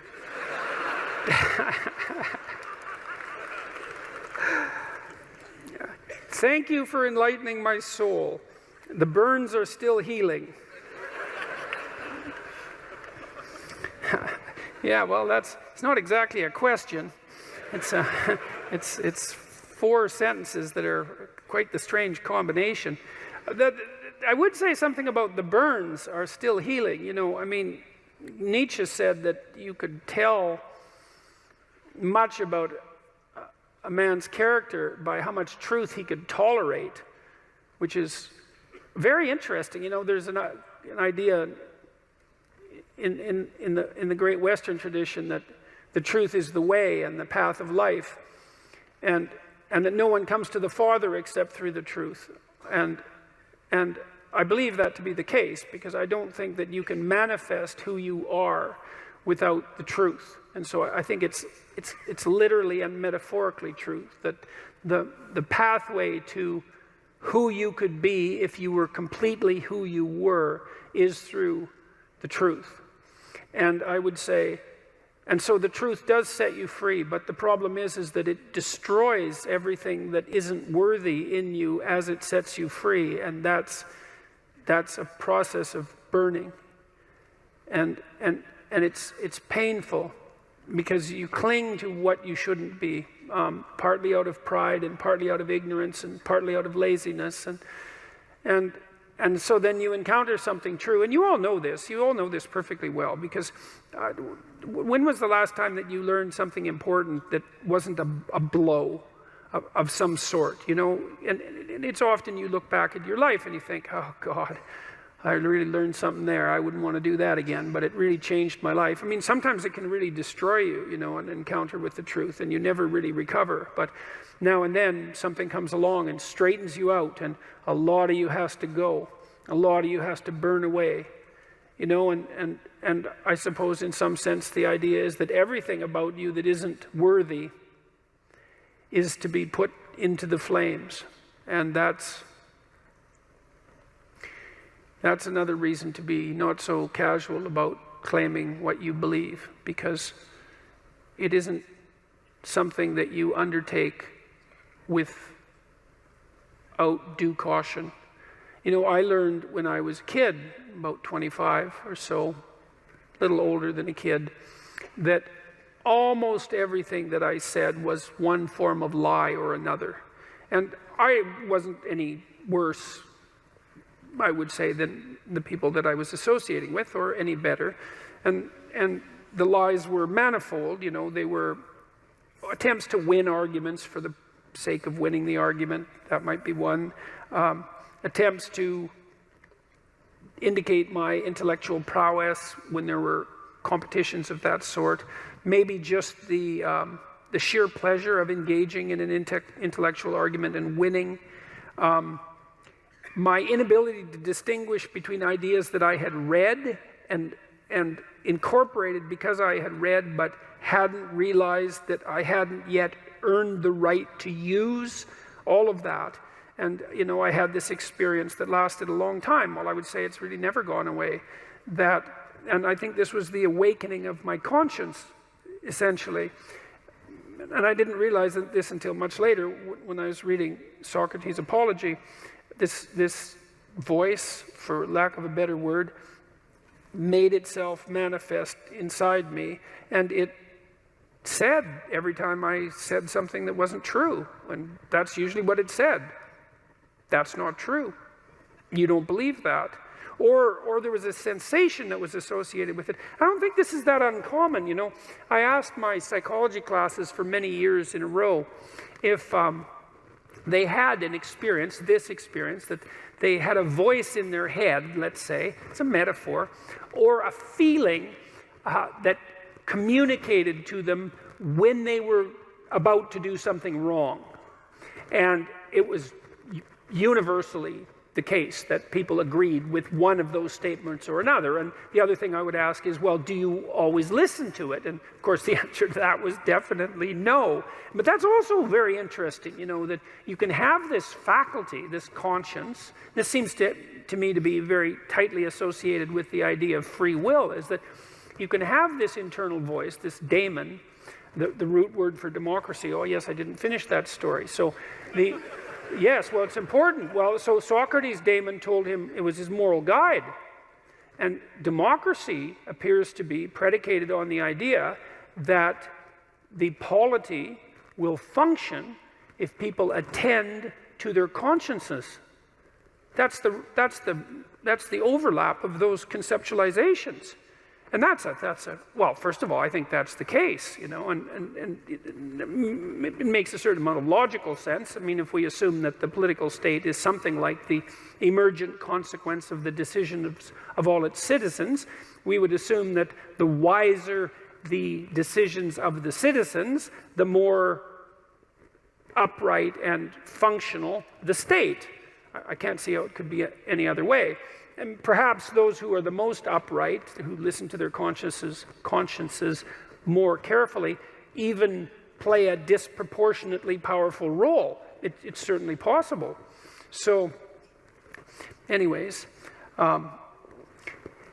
back to truth. Well, you know, I learned that so much of what I was doing was false. And I think I learned this. See, there's a reason that this came to me so clearly. I was trying to understand why people did terrible things. And I was really concentrating on the terrible, terrible things that people do. And I was interested in Auschwitz, for example, and not as a political phenomenon, but as a psychological phenomenon. I was curious about how you could be an Auschwitz guard. And I wasn't really curious about how you could be one, because, well, you could be one, that, of course. I was more curious about how I could be one, being such a good person as I thought I was. But I also knew that many people did many terrible things during the 20th century, and the idea that I was somehow better than them, or that I should assume a priori that I was better than them, and that I wouldn't have made the same choices or worse had I been in the same situation, was a very, very, very dangerous supposition. And in fact, a sufficiently dangerous supposition to bring about the very danger that I assumed was worth avoiding. I had this idea, that what had happened, especially in Nazi Germany, but also in the Soviet Union, shouldn't happen again. That what we needed to do, because of what happened in the 20th century, especially because we also managed to create hydrogen bombs, that we had become so technologically powerful that there wasn't time for that anymore, that time for that was over, and that we really needed to understand why it happened, and that perhaps we could go deep enough in that understanding, which is, I think, what happens when you go deep into understanding, so that you could stop it. Because if you understand a problem, maybe you can solve it, and at least in part, I came to believe that the problem was, as Solzhenitsyn said, that the problem is that the line between good and evil runs down every human heart. And I was reading Jung at the same time, and he believed that the human soul was a tree whose roots grew all the way to hell, and believed also that in the full investigation of the shadow, which was the dark side of the human psyche, was that it was bottomless, essentially, that it was like an experience of hell. And that also struck me as true. And that the way to stop those sorts of things from happening was to stop yourself from being the sort of person who would do it, who would even start to do it. Because the other thing you learn when you learn about atrocities of that sort, you could read Ordinary Men, by the way, which is an unbelievably great study of exactly this sort of phenomenon. It's on my book list on my website. It's about a group of German policemen who were turned into brutal murderers over a period of months when they went into Poland after the Germans had marched through. And they were just ordinary middle-class men. And they weren't forced into this by their leadership, by the way, either, which is one of the things that makes the book so interesting. So for me, it was a matter of understanding that if we want this sort of thing to not happen anymore, then we have to start to become the sort of people who wouldn't do it, which seems rather self-evident, all things considered, unless you believe that we're the pawns of social forces, for example, like the Marxists do. And I don't believe that, because we're also the creator of social forces, and we're also capable of standing up to social forces, because I would say the individual is more powerful than the social force, all things considered, interestingly enough, that the way to stop such things from happening, the way to remember properly, is to understand that you could do it, that you could do those terrible things, because the people who did them were like you, and that the way out of that is to stop being like that. And the way you stop being like that is, well, at least in part, by ceasing to tell yourself lies that you don't believe in, and that you shouldn't act out. And and that's made a huge difference in my life, for better or for worse. I mean, it was a very uncanny experience, I would say, because it's very discombobulating to experience yourself as fragmented enough so that much of what you do and say is actually false. It's a lot of work to clean that up, a lot. But the consequences are, in principle, worthwhile. And so that was part of what, understanding that was part of what drove me towards clinical psychology, say, and away from political science and law and from politics in general, because I started to believe that, and I think this is the great Western idea, which people were quite irritated about, by the way, on Q&A last night as well, that the proper route forward for the redemption of the individual and for mankind as a whole is as a consequence of the redemption of each individual. And I truly believe that.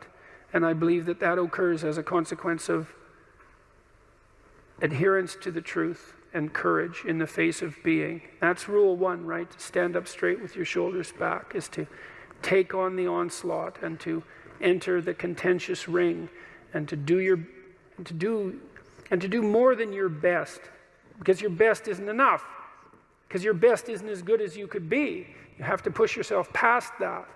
And that's, as far as I can tell, where you find what you need in life. You find the meaning that sustains you in life, and you find the patterns of action that redeem the world, both at the same time. I mean, life is a very difficult business. You know, it's fatal, and it's full of suffering, and it's full of betrayal and malevolence. There's nothing about it that's trivial. It's all profound. And in order to find your way through all of that capacity for hellish experience, let's say, you need to develop a relationship with something that's profound. And you can. You have that capacity. And what could be more profound than the truth? And what would you rather have on your side? And you might say, well, that's obvious, and of course everyone should do that. And then you need to know why you don't. And the answer is, well, sort of encapsulated in this first amusing question, you know. Thank you for enlightening my soul. The burns are still healing. It's like, well, you know, there's no shortage of dead wood to burn off. And there's no shortage of pain when the dead wood burns off. And that's what makes people afraid of the truth. You know, maybe that's why Moses encountered God in a burning bush. Who the hell knows? But there's something about that idea that seems to me to be the case. And so, what's the decision that you make? You know, you decide to believe. You know, it's a risk, an existential risk. It's an act of faith. You believe that the truth can set you free. You believe that people have an intrinsic divinity about their soul. You decide that you're going to live in that manner and that you're going to let everything about yourself that isn't worthy of that goal die. And that might be almost everything that you are. And that's a terrible thing to contemplate. The only thing that's worse, I would say, is the alternative, because the alternative is the sorts of hells that we managed to produce around us and that we produced with particular expertise during the totalitarian regimes of the 20th century. And it would be a good thing if we decided collectively and individually not to go back there again. What happens to you as you stroll merrily on your way through life? Well, what happens is that as you're moving from point A to point B, you encounter things. And people think that what they encounter are objects, but that's not the case. First of all, most of the things that you encounter, many of the things are actually other people, and they're not objects. They're too damn complex. And even apart from the social world, the things that you encounter aren't objects. They seem to be something more like tools or obstacles. And I don't mean that we see objects and turn them into tools or obstacles. I mean that we see tools and obstacles, because what happens is that when you array yourself towards a goal, then the world transforms itself into things that get in the way of that goal, and three things. Things that get in the way of the goal, those are things you don't like. Things that facilitate your movement towards the goal, those are things that you like. And irrelevant things. And mostly you want irrelevant things because there's just too damn many things. So the category of irrelevant is one you really like. So most of everything is irrelevant if you have a good plan. A few things are good because they move you forward, and some other things are not so good. You want to go around the not so good things if you can manage them, unless you like to run head forth into like brick walls, which is not particularly, it's a learning experience, but I wouldn't repeat it too many times. You want the world to array itself as a set of, we could say, tools. Now, what happens is that you have this perceptual system that's mediated by dopamine. It's the same system that cocaine activates, or methamphetamine, or the drugs that people really like to take. And it's the dopaminergic system that responds with positive emotion to indications that you've encountered something that will facilitate your movement towards a goal. And that's really important to know. Because people tend to think that they're happy because they achieve goals, and that's not true. What's true, because as soon as you achieve a goal, then you have a problem, which is what's the next goal. And that's actually a big problem. You encounter that as soon as you graduate from university, for example. That's right. I made this joke before. Graduation day, you're like king of the university hierarchy, undergraduate hierarchy. Day after, you're unemployed potential Starbucks employee, right? So it's like, so obviously the accomplishment per se as a source of reward is problematic, because when you accomplish, you run the frame to its end, and then you have the problem of needing a new frame. So that's a problem.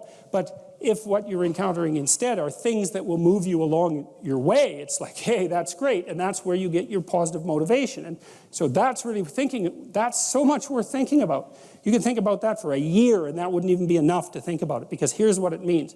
It means, in some sense, that the Buddhists are right with their claim about Maya, M-A-Y-A, which means that people live in an illusion. And what they mean by that is, well, you have goal, whatever your goal is, and that goal gives relevance to the world.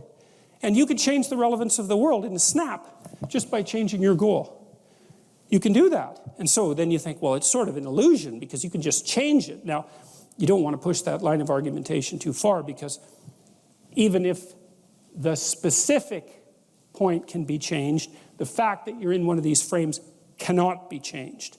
And so you have to be in a frame, although you get to pick the frame. So there's still an absolute there, which is that you have to be in a frame, and that is not a trivial absolute. It's a very major absolute. So then you think, okay, all of your positive emotion is going to be experienced in relationship to the goal. Well, then we think, well, you could use some positive emotion. It's a good thing. Positive emotion inhibits anxiety and disappointment and frustration and pain. It does all that. Technically, it does that. That's why a football player with a broken thumb who wants to score a touchdown can go out there and, play the football game, even though it's a kind of an arbitrary goal, right? It's like, really, you're going to go out there and like risk your hand to fire a pigskin through some poles? It's like, well, you can say the same sort of cynical thing about most of the things that people do, but you can't say the cynical thing about the fact that they have to do things. So you have a point, you have your aim, you have your ambition, and then that's what turns the world into a potentially positive place. And here's the kicker. This is so cool. The higher the aim, the more the positive emotion. So that's you think, well, why should I bother? Why should I bother doing something lofty and difficult? It's like, because it's worth it.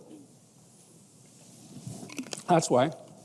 Because the alternative is stupid suffering. Because really, because what happens is, like, you don't need a framework in order to suffer.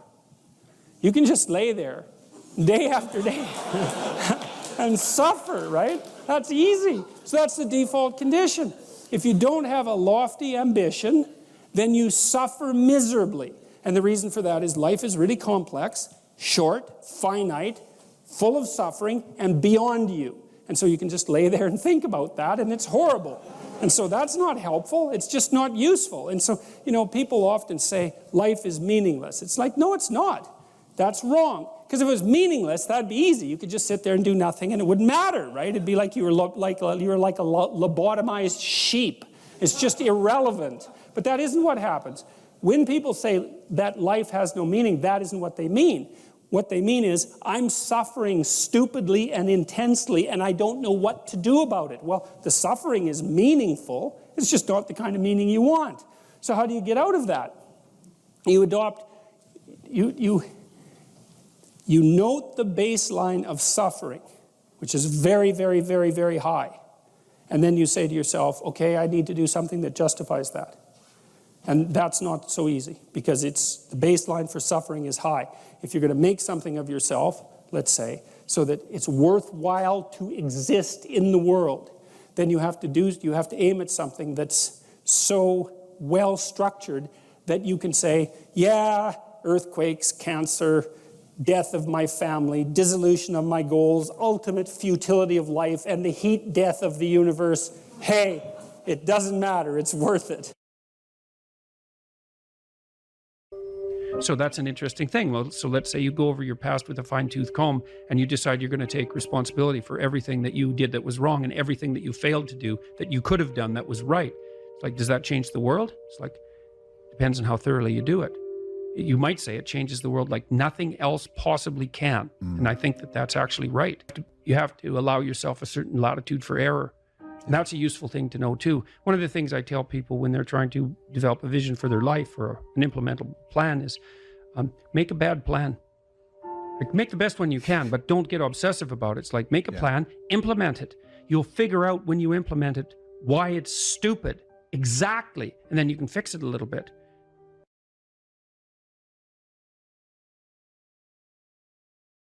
So imagine you're dealing with someone who's hoarding.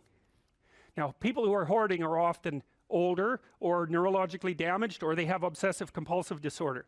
But then you walk into their house and there's like 10,000 things in their house. There's maybe 100 boxes, and you open up a box, and in the box there's some pens and some old passports and some checks and their collection of silver dollars and some hypodermic needles and some dust and, you know, a dead mouse and there's boxes and boxes and boxes like that in the house. It's absolute chaos in there. Absolute chaos, not order, chaos.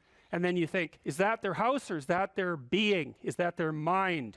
And the answer is, there's no difference. There's no difference. So, you know, I could say, well, if you want to organize your psyche, you could start by organizing your room. If that would be easier, because maybe you're a more concrete person and you need something concrete to do. So you go clean up under your bed and you make your bed and you organize the papers on your desk, and you think, well, just exactly what are you organizing? Are you organizing the objective world, or are you objecting your field, or are you organizing your field of being, like your field of total experience? And Jung believed that, and I think there's a Buddhist doctrine that's sort of nested in there, that at the highest level of psychological integration, there's no difference between you and what you experience. Now you think, well, I can't control everything I experience, but that's no objection, because you can't control yourself anyway. So the mere fact that you can't extend control over everything you experience is no argument against the idea that you should still treat that as an extension of yourself. So you could say, well, let's say you have a long-standing feud with your brother. Well, is that a psychological problem? Is that him? Is it a problem in the objective world, or is it a problem in your field of being? And it's very useful to think that way, because you might ask, what could you do to improve yourself? Well, let's step one step backwards. The first question might be, why should you even bother improving yourself? And I think the answer to that is something like, so you don't suffer any more stupidly than you have to. And maybe so others don't have to either. It's something like that. You know, like there's a real injunction at the bottom of it. It's not some casual self-help doctrine. It's that if you don't organize yourself properly, you'll pay for it, and in a big way, and so will the people around you. Now, and you could say, well, I don't care about that, but that's actually not true. You actually do care about that, because if you're in pain, you will care about it. And so you do care about it, even if it's just that negative way, you know. It's very rare that you can find someone who's in excruciating pain who would ever say, well, it would be no better if I was out of this. It's sort of, pain is one of those things that brings the idea that it would be better if it didn't exist along with it. It's incontrovertible. So you get your act together so that there isn't any more stupid pain around you than necessary. Well, so then the question might be, well, how would you go about getting your act together? And the answer to that, and this is a phenomenological idea too, it's something like, look around for something that bothers you and see if you can fix it. So now you think, well, let's say you go into you can do this in a room. It's quite fun to do it just when you're sitting in a room, like a room, maybe your bedroom. You can sit there and just sort of meditate on it and think, okay, if I wanted to spend 10 minutes making this room better, what would I have to do? And you have to ask yourself that, right? It's not a command, it's like a genuine question. And things will pop out in the room that you like, there's a stack of papers over there that's kind of bugging you, and you know that maybe little order there would be a good thing, and there's some rubbish behind your computer monitor that you haven't attended to for like 6 months, and the room would be slightly better if it was a little less dusty and the cables weren't all tangled up the same way. And like, if you allow yourself just to consider the expanse in which you exist at that moment, there'll be all sorts of things that'll pop out in it that you could just fix. And I might say, well, if you were coming to see me for psychotherapy, the easiest thing for us to do first would just be to get you to organize your room. You think, well, is that psychotherapy? And the answer is, well, it depends on how you conceive the limits of your being. And I would say, start where you can start. If something announces itself to you, which is a strange way of thinking about it, as in need of repair, that you could repair, then, hey, fix it. You fix 100 things like that, your life will be a lot different. I often tell people too, fix the things you repeat every day, because people tend to think of those as trivial, right? You get up, you brush your teeth, you have your breakfast, you have your routines that you go through every day. Well, those probably constitute 50% of your life. And people think, well, they're mundane, I don't need to pay attention to them. It's like, no, that's exactly wrong. The things you do every day, those are the most important things you do. Hands down. All you have to do is do the arithmetic. You figure it out right away. So 100 adjustments to your broader domain of being, and there's a lot less rubbish around, and a lot fewer traps for you to step into. And so that's in keeping with Jung's idea about erasing once you've got your mind and your emotions together, and once you're acting that out, then you can extend what you're willing to consider yourself and start fixing up the things that are part of your broader extent. Now, sometimes you don't know how to do that. So you might say, imagine you're walking down Bloor Street and there's this guy who's like alcoholic and schizophrenic and has been on the streets for 10 years. He sort of stumbles towards you and, incoherently mutters something. That's a problem. And it would be good if you could fix it, but you haven't got a clue about how to fix that. You just walk around that and go find something that you could fix, because if you muck about in that, not only is it unlikely that you'll help that person, it's very likely that you'll get hurt yourself. So, just because while you're experiencing things announce themselves as in need of repair doesn't mean that it's you right then and there that should repair them. You have to have some humility. You don't walk up to a helicopter that isn't working and just start tinkering away with it. You have to stay within your domain of competence. But most of the time, if people look at their lives, it's a very interesting thing to do. I like the idea of the room, because you can do that at the drop of a hat. You go back to where you live and sit down and think, okay, I'm going to make this place better for half an hour. What should I do? And you have to ask, and things will just pop up like mad. And it's partly because your mind is a very strange thing. As soon as you give it an aim, a genuine aim, it'll reconfigure the world in keeping with that aim. That's actually how you see to begin with. And so if you set it a task, especially, you have to be genuine about it, which is why you have to bring your thoughts and emotions together, and then you have to get them in your body so you're acting consistently. You have to be genuine about the aim, but once you aim, the world will reconfigure itself around that aim, which is very strange. And it's technically true. The best example of that, you have all seen this video where you watch the basketballs being tossed back and forth between members of the white team versus the black team, and while you're doing that, a gorilla walks up into the middle of the video and you don't see it. It's like, if you thought about that experiment for about 5 years, that would be about the right amount of time to spend thinking about it, because what it shows you is that you see what you aim at. And that, man, if you can get one thing through your head as a consequence of even being in university, that would be a good one. You see what you aim at. And so, because one inference you might draw from that is, Be careful what you aim at, right? What you aim at determines the way the world manifests itself to you. And so if the world is manifesting itself in a very negative way, one thing to ask is, are you aiming at the right thing? Now, you know, I'm not trying to reduce everybody's problems to an improper aim. People get cut off at the knees for all sorts of reasons. You know, they get sick, they have accidents. There's a random element to being, that's for sure. And so you don't want to take anything, even that particular phrase, too far. You want to bind it with the fact that random things do happen to people, but it's still a great thing to ask. Okay, so Rogers was a phenomenologist, and he was interested in, he didn't start his philosophy from the perspective of subject versus object, or from the idea of psyche, like sort of inside you, your mind with its layers. That's not how he looked at it. And so let's go through, well, I'll introduce you to Rogers. I think and then we'll talk about it more next time. I'm going to start, though, with something that I learned from him that I think was of crucial importance. And so we'll set the stage for the further discussion with this. And I'm going to read it to you. Assuming a minimal mutual willingness to be in contact and to receive communications, we may say that the greater the communicated congruence of experience, awareness, and behavior on the part of one individual, the more the ensuing relationship will involve a tendency towards reciprocal communication with the same qualities, mutually accurate understanding of the communications, improved psychological adjustment and functioning in both parties, and mutual satisfaction in the relationship. It's quite a mouthful. What does it mean? Assuming a minimal mutual willingness to be in contact and to receive communications. Okay, we're having a conversation.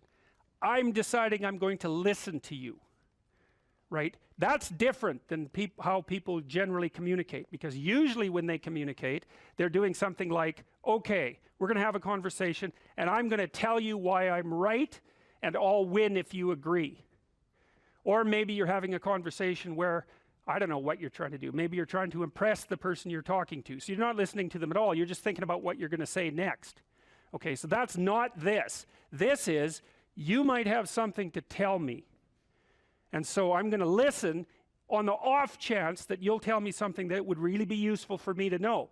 And so you could think about it as an extension of the Piagetian, you know, Piaget talked about the fundamentally important element of knowledge being to describe how knowledge is sought, the process by which knowledge is generated.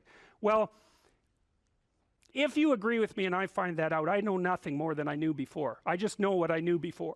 And maybe I'm happy about that because, you know, it didn't get challenged. But I'm no smarter than I was before. But maybe you're different than me, and so while I'm listening to you, you'll tell me something I don't like. Maybe it's something I find contemptible or difficult, whatever. Maybe you'll tell me something I don't know, and then I won't be quite as stupid. And then maybe I won't run painfully into quite as many things. And that's a really useful thing to know, especially if you live with someone and you're trying to make long-term peace with them, is they're not the same as you. And their way they look at the world and the facts that they pull out of the world aren't the same as your facts. And even though you're going to be overwhelmed with the proclivity to demonstrate that you're right, it is the case that two brains are better than one. And so maybe 9 of the 10 things they tell you are dispensable, or maybe even 49 out of 50, but one thing, all you need to get out of the damn conversation is one thing you don't know. And one of the things that's very cool about a good psychotherapeutic session is that the whole conversation is like that. All you're doing is trying to express the truth of the situation as clearly as possible. That's it. And so now Rogers' proposition, and I'll tell you why he derived it, was that if you have a conversation like that with someone, it will make both of you better. It'll make both of you psychologically healthier. So there's an implicit presupposition that the exchange of truth is curative. Well, that's a very cool idea. I mean, it's a very deep idea. I think it's the most profound idea. It's the idea upon which Western civilization, although not only Western civilization, is actually predicated. The idea that truth produces health. But for Rogers, that was the entire purpose of the Psychotherapeutic Alliance. You come to see me because you want to be better. You don't even know what that means necessarily, neither do I. We're going to figure that out together. But you come and you say, look, things are not acceptable to me, and maybe there's something I could do about that. So that's the minimal precondition to engage in therapy. Something's wrong, you're willing to talk about it truthfully, and you want it to be better. Without that, the therapeutic relationship does not get off the ground. And so then you might ask, well, what relationships are therapeutic?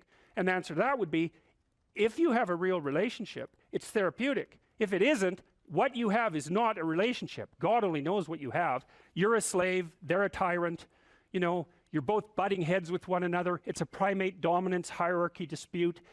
Oh, I don't know, you're like two cats in a barrel, or two people with their hands around each other's throats. But what you have is not a relationship. So, all right.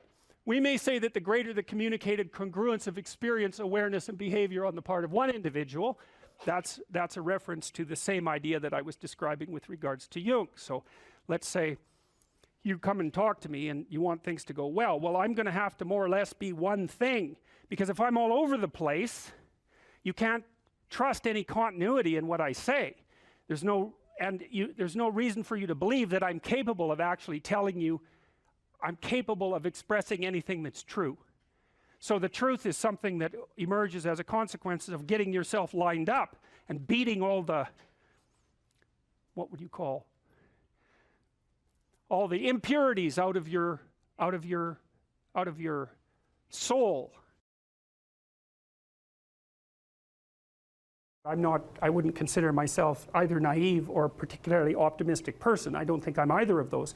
But this is actually an idea. This is one of the only ideas that I've ever found that I really believe to be rock solid. I actually think that it's true. And it's very optimistic, because it says you can use your sense of meaning to calibrate your progress through life. But there's rules. You have to aim at the highest possible good that you can conceive. Now, and that's subject to update, because what the hell do you know? But you start by aiming at the star you can see rather than the dimmer one that you can't yet perceive. And then you decide that you're going to do that honestly, right? That's a big decision. So the first decision, I think, in some sense, is a decision of love. You're going to decide that being is worthwhile and that you're going to work for its betterment. And that's a decision that's based on love. And the second decision is based on truth. Having made that decision, you're going to play a straight game. Having made those two decisions, I think that you can allow your sense of meaning to calibrate your pathway. And then what's so interesting is that you hit a state that's as close to paradisal as you're going to hit right away, because being engaged like that, it's better to be engaged in the solution of a complex problem than not to have a problem at all. And that's no different than saying it's better for there to be being than non-being, because being is a problem. And so if you want to have no problems, then you have no being. And you could say, well, being is so miserable that maybe that's the route we should take. And fair enough, but maybe you can have your cake and eat it too. You can have the damn problem. It can be a problem worth solving, and you can be so engaged in solving the problem that it justifies the fact that the problem exists. And then you get to have the problem and the solution at the same time, and maybe that's better than not having the problem at all. And I believe that, because one of the things I have seen, and I've seen this being so interesting when I've been lecturing to people, especially more recently, and this is also manifested on itself on YouTube.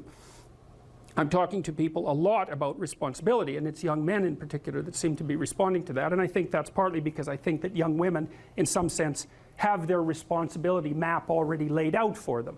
It's also less voluntary in some sense for women, because they have more complicated problems to solve in the first part of their life, right? Because they have to get the family problem solved. But whatever. I've been talking in a very delineated manner about responsibility, which is a strange thing to sell to people, but responsibility is what gives your life meaning. And so then you might say, well, then take on ultimate responsibility. And what happens? You have an ultimately meaningful life. And then you might say, well, if your life is ultimately meaningful, doesn't matter if it's punctuated by tragedy or even predicated on tragedy. It's worth it. And I think that's true. And everything I've seen indicates to me that's true. Every time I get my clients to take on more responsibility, you know, and it isn't an injunction. You're a bad person, you should take on responsibility. It has nothing to do with that. You can define the damn responsibility. It isn't something that someone else should impose on you. It's not a matter of doing what you should do in some abstract manner. It's not that. It's the choice of what game you're going to play. And you can play the game of the seeker, I would say, and if you play that game, then everyone wins. And it's the best game you can play. And so the answer, in some sense, to the tragedy of life, to the catastrophe of life, to the fall, is to adopt the responsibility of mortality that goes along with that, and to play that game maximally. And paradoxically, it's in the willingness to do that that the solution emerges. And I don't, I have done my best with every single thing I've talked to you guys about. I have done my best to do what Dostoevsky does in his novels, which is I make a proposition and then I spend months or years trying to figure out if I can take the bloody thing apart, if there's something wrong with it, because I want to find out. I want to hit it with a hammer and see if it breaks. And what I've been trying to do is to tell you all the things that I've gathered, let's say, or laid out or articulated or discovered over the last 30 years that I have not been able to break with the biggest hammer that I could take to them. And I guess that's the fundamental one, is that I believe that the idea that lurks in these images, derived from very different cultures, it's the same idea. Life is suffering. Right, indisputable. What do you do about that? You voluntarily accept it and then strive to overcome the suffering that's a consequence of that. And you do that for you, and you do that in a way that makes it better for other people. And then that works. And one question might be, well, how well does it work? And the answer is, the only way that you can find out is by trying it. That's it. That's the existential element of it. The proof is to be derived by the incarnation of the attitude in your own life. No one can tell you how it will work for you. It's the thing that your destiny is to discover that. And you have to make the decisions to begin with. It's like, because you can't do this without commitment. You have to commit to it first. That's the act of faith that Kierkegaard was so insistent upon. You have to say, I'm going to act as if being is good. I'm going to act as if truth is the pathway to enlightenment. I'm going to act as if I should pursue the deepest meaning possible in my life. And there's reasons to do none of those. They're real reasons. So it's really a decision. But you can't find out what the consequence of the decision is unless you make the decision. I think the same thing happens when you get married, by the way. So if you think you might leave, you're not married. And then you think, well, the marriage didn't succeed. It's like, well, maybe you were never married. Because the rule is, you don't get to leave. And there's a reason for that rule. Now, I'm not saying that there aren't situations where there should be exceptions made for that. That's not the point. The point is that there's some games you don't get to play unless you're all in. And the other thing that's so interesting about being alive is that you're all in. No matter what you do, you're all in. This is going to kill you. So I think you might as well play the most magnificent game you can while you're waiting. Because do you have anything better to do? Really? Why not pick the best thing possible that you could do? Why not do that? Maybe you could justify your wretched existence to yourself that way. I think you could. That's what it looks like. You know, people find such meaning in the responsibilities they adopt, it stops making them ask questions about what life is for. If you have a newborn child, for example, like, unless you're really in a bad way, psychotically depressed, or maybe your personality really needs some retooling, you stop thinking about anything but ensuring that that baby is doing well. And if someone comes along and asks you an existential question about your commitment to that, the right response is, why are you asking me such stupid questions when this is manifesting itself right in front of your eyes? Like, how blind can you be? That isn't a time for questions about the meaning of life. The answer is right in front of you. And if you can't see it, it's not because life has no meaning, it's because you're blind. I mean, that's what the image of the Virgin Mother and the child is all about. It's like, what's the answer to the meaning of life? Here's an answer. It's like, well, I'm going to criticize that. Well, go right ahead. You know, it's like what you're like a what do you call that? A termite gnawing on a temple. There's no utility in that sort of criticism. It's blindness. And it's the same thing with regards to the path of the hero. It's like it glistens in front of you and you can criticize it. It's like, fine, put the cart before the horse and see how far you get. So I thought, to bring full closure to the class, I was trying to solve this terrible puzzle that confronted me and many other people about how it was that human beings got themselves in such a tangle about what they believed. Such a tangle that we were pointing the ultimate weapons of destruction at one another, which, by the way, we are still doing.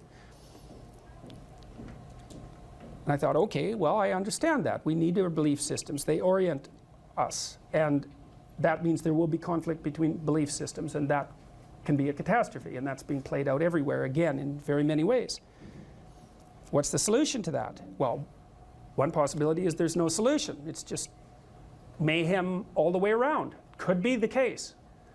But it seemed to me, as I delved into it, that the proper solution to that was to live properly as an individual, because you're more powerful than you think. Way more powerful than you think. I mean, God only knows what you are in the final analysis. You're blind to your own weaknesses, but you're also blind to your own strengths. And so then I think, well, if you got your act together, it'd be better for you, and instantly it would be better for your family, assuming they wanted you to get your act together, and not everyone does, and then it would be better for the community. It's like, how far could you take that? If you stopped wasting time, and if you stopped lying, and if you oriented yourself to the highest possible good that you could conceive of, and you committed to that, how much good could you do? Well, I would say, why don't you find out? So that's what I think you should do. You should find out. You don't have anything better to do. And there's nothing in it, as far as I've been able to tell, there's nothing in it but good. So maybe you could sort yourself out so that you wanted nothing but the good. And then maybe you could help make that manifest in the world. And maybe we wouldn't have all these terrible problems then. At least we'd have fewer of them, and that would be a start. So it's the answer to the problem of humanity is the integrity of the individual. That's the answer. So, and states that are predicated on that realization are healthy. So, and states that aren't are doomed to stagnation and catastrophic collapse. And personalities that are predicated on self-tyranny and the tyranny of others are doomed to collapse. So, and then you think, well, what's the barrier? And the barrier is, are you willing to accept the responsibility? And part of the answer to that is, reduce the damn responsibility until it's tolerable. You don't have to fix everything at once. You could just start by fixing the things that you could fix. Or you could even do it more. You could do it with even less self-sacrifice. You could start by fixing only the things that you want to fix. God, you can get a massive way that way. So do it. See what happens. That's what you should have been taught in university right from the beginning. It's like, aim at the highest good. Tool yourself into something that can attain it. And go out there and manifest it in the world. And everything that comes your way will be a blessing. And so all you have to do is give up your resentment and your hatred. I know that's a hard thing to give up because you have plenty of reason for it. That's probably a good place to stop. So it was a pleasure. If you encounter an entity and you can map it at every single level of your value hierarchy, then it's known. You know how to interact with it at a micro level, and you know what its implications are for every other level of your conceptual being. You know what its implications are for the future. Like, you know exactly how to deal with that thing. It's mapped at every single level. There's other things that are only mapped at one level and not at others. So maybe, you like the mouse, we'll say, for the child who's never seen a mouse, it's like it shares some commonalities with objects that the child is familiar with. But there's sufficient novelty so that it's also contaminated with the unknown. and that makes the child basically alert, semi-startled and alert. Now, the child will immediately refer to an adult. It's a technical term, actually. They'll look at the adult's face because the adult's face will broadcast the motivational and affective significance of that event. And so the child looks, references, and then reads off the face, and of course the speech and the bodily actions, exactly what that thing signifies, you know. And then if the person that they're looking at jumps up on the table and screams, then that's one set of meanings, which is, God, this thing is magical. It's only this big, and look at what effect it has on, you know, my aunt, for the sake of argument, who's, you know, a pretty competent preacher, as far as I can tell, being 2 years old. You know, and then if she just dismisses it, you know, her actions are going to determine the meaning of that phenomenon. So that's how the transformation of the semi-known thing into the more known thing occurs. It occurs almost always in a social context. You can explore things by yourself, but you rarely actually do that by yourself. It's almost always you plugged into a social apparatus, you know. So you might be doing the specific investigating, but the social apparatus is around you so that you can confer with it, and it also shapes the way that you're going to interact with that specific thing.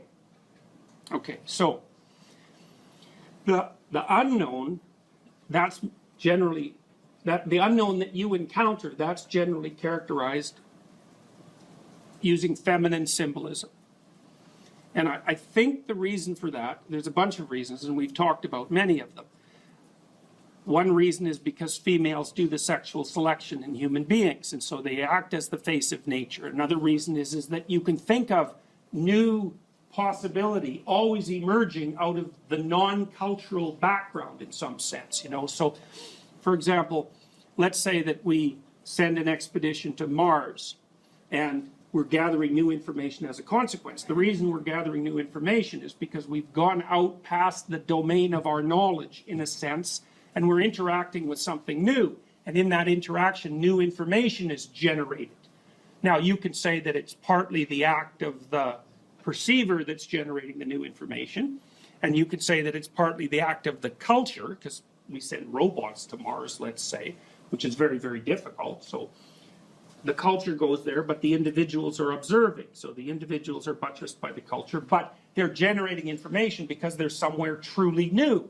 And so the information, you know, the unknown is a constant source of new information. So it's the place that gives birth to new information. And so that's another part of the reason that it seems to be symbolized in feminine form.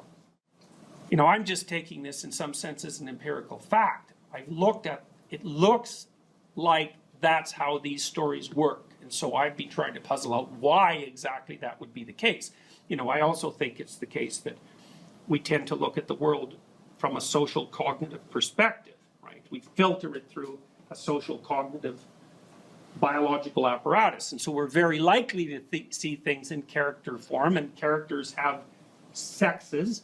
And so that's going to happen. And then which the attributes of femininity or the attributes of masculinity that get used as symbolic reference, in some sense, there's an arbitrariness about it. So, for example, for the Egyptians, you know, usually you have a sky god, but they had a sky goddess. Now, she generally represents the night sky, which is not exactly the same thing as the day sky. But, you know, you have to, it's so tricky because you have to look at the relationships between the characters in order to decide what all of them mean. And that shifts a little bit from story to story.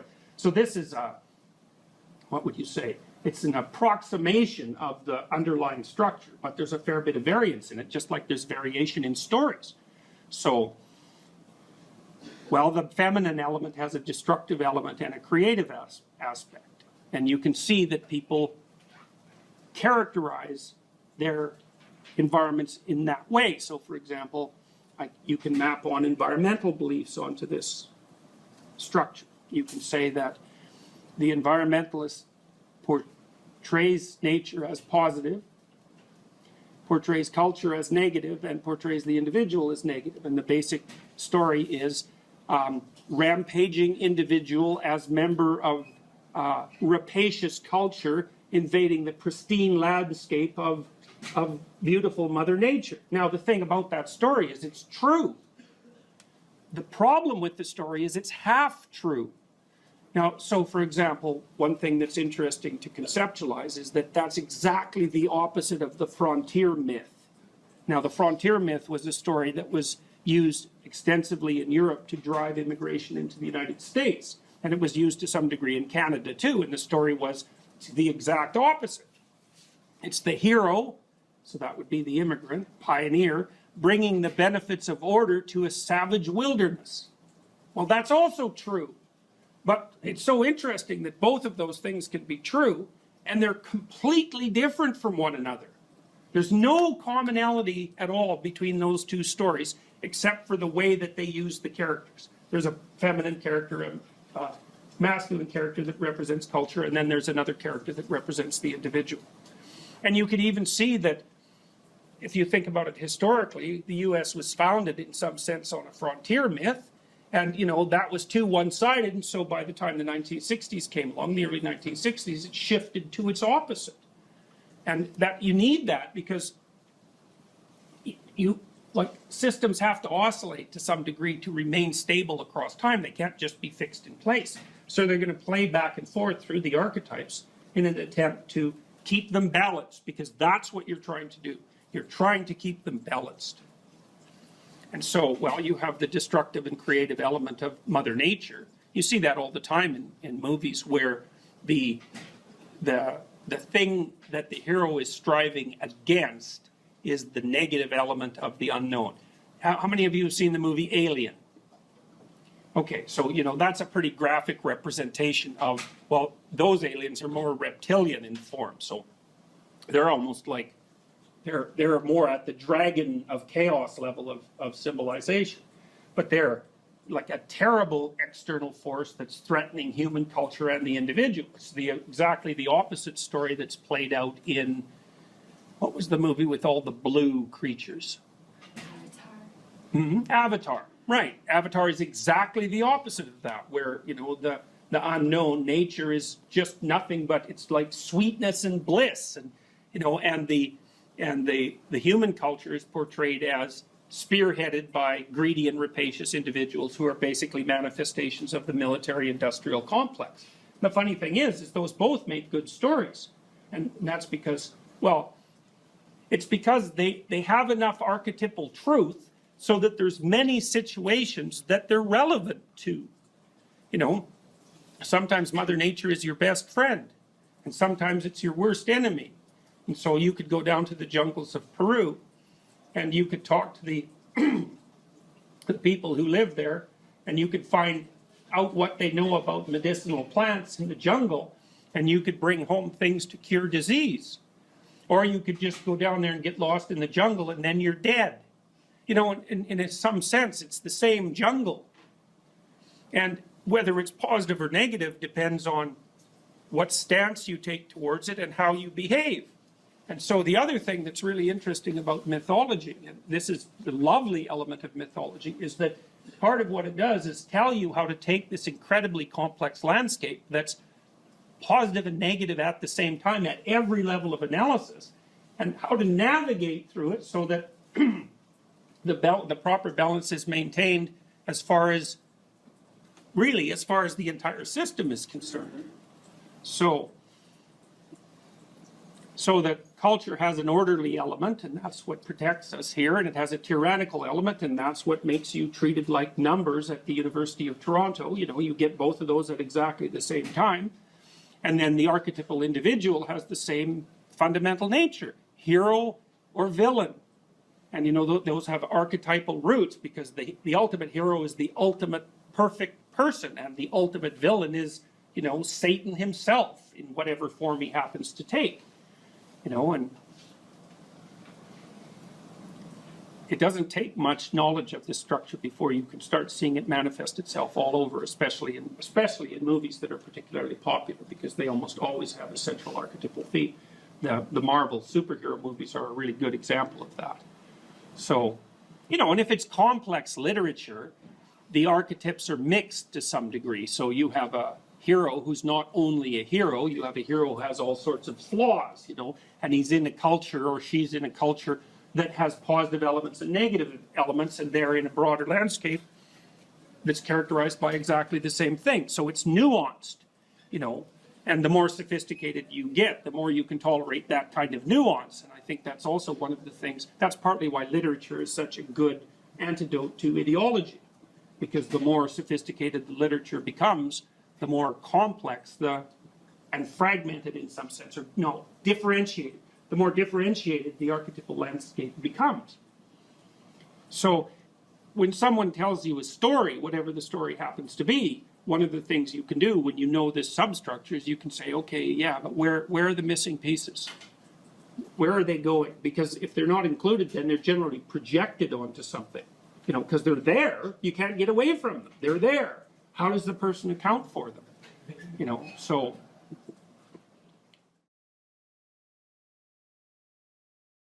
Victim, which is a painful role to have. Because something bad happened to you, be a victim. Mm-hmm.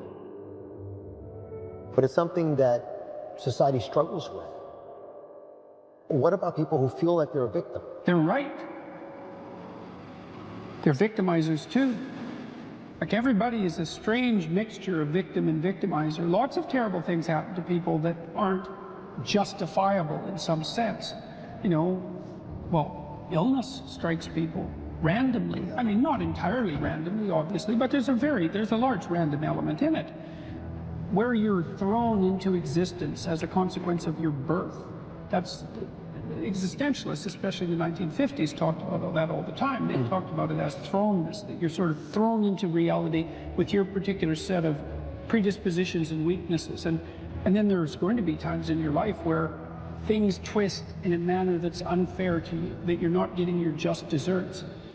But that goes along with all sorts of unequally distributed privileges as well. And so that's the arbitrary nature of existence. But you can't allow those sorts of things to define you, because it's not that useful strategically. When you're playing a card game, you're dealt a hand of cards. Well, what do? You play the hand the best you can. Why? Because all the hands are equal? No, because you don't have a better strategy than playing the hand that you're dealt the best you can. And that doesn't even mean it'll be a winning strategy. But because people don't always win, sometimes we lose, and sometimes we lose painfully, and sometimes we lose painfully and unjustly. That's not the point.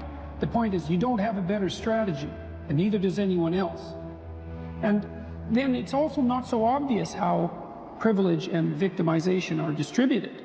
You know, if you take someone who's doing quite well in life, and you scratch underneath the surface, you generally don't have to scratch very far until you find one or more profound tragedies of the past, or perhaps of the present.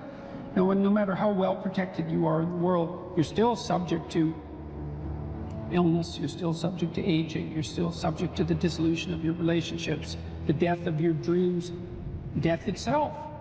So vulnerability is built into the structure of existence. Now, if you start to regard yourself as a hapless victim, or even worse, an unfairly victimized victim, well, then things go very badly sideways for you. It's not a good strategy. You end up resentful, you end up angry, you end up vengeful, you end up hostile. And that's just the beginning. Things can get far more out of hand than that. So strategically, it's a bad game. It's better to take responsibility for the hand that you've been dealt.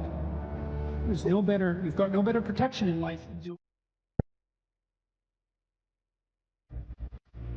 You know, if you take people and you expose them voluntarily to things that they are avoiding and are afraid of, you know, that they know they need to overcome in order to meet their goals, their self-defined goals.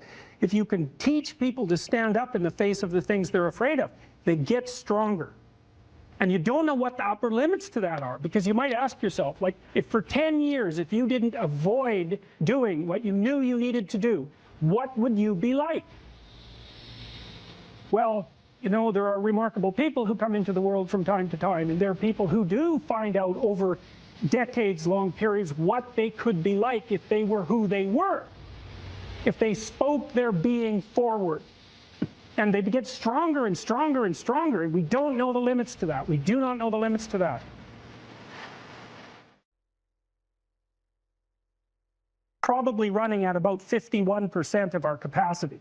Something, I mean, you can think about this yourselves. I often ask undergraduates how many hours a day you waste, or how many hours a week you waste. And the classic answer is something like 4 to 6 hours a day. You know, inefficient studying, watching things on YouTube that not only do you not want to watch, that you don't even care about, that make you feel horrible about watching after you're done. That's probably 4 hours right there. You know, you think, well, that's 25 hours a week. It's 100 hours a month. That's 2.5 full work weeks. It's half a year of work weeks per year. And so if your life isn't everything it could be, you could ask yourself, well, what would happen if you just stopped wasting the opportunities that are in front of you? You'd be, who knows how much more efficient? 10 times more efficient, 20 times more efficient. That's the Pareto distribution. You have no idea how efficient people get. It's completely, it's off the charts. It's not so obvious to me that people would take the meaningful path. You know, when you say, well, nihilists suffer dreadfully because there's no meaning in their life, and they still suffer. Yeah, but the advantage is they have no responsibility. So that's the payoff, and I actually think that's the motivation. Saying, well, I can't help being nihilistic. All my belief systems have collapsed. It's like, yeah, maybe. Maybe you've just allowed them to collapse because it's a hell of a lot easier than acting them out. And the price you pay is some meaningless suffering. But you can always whine about that, and people will feel sorry for you. If you live a pathological life, you pathologize your society. And if enough people do that, then it's hell. Really, really.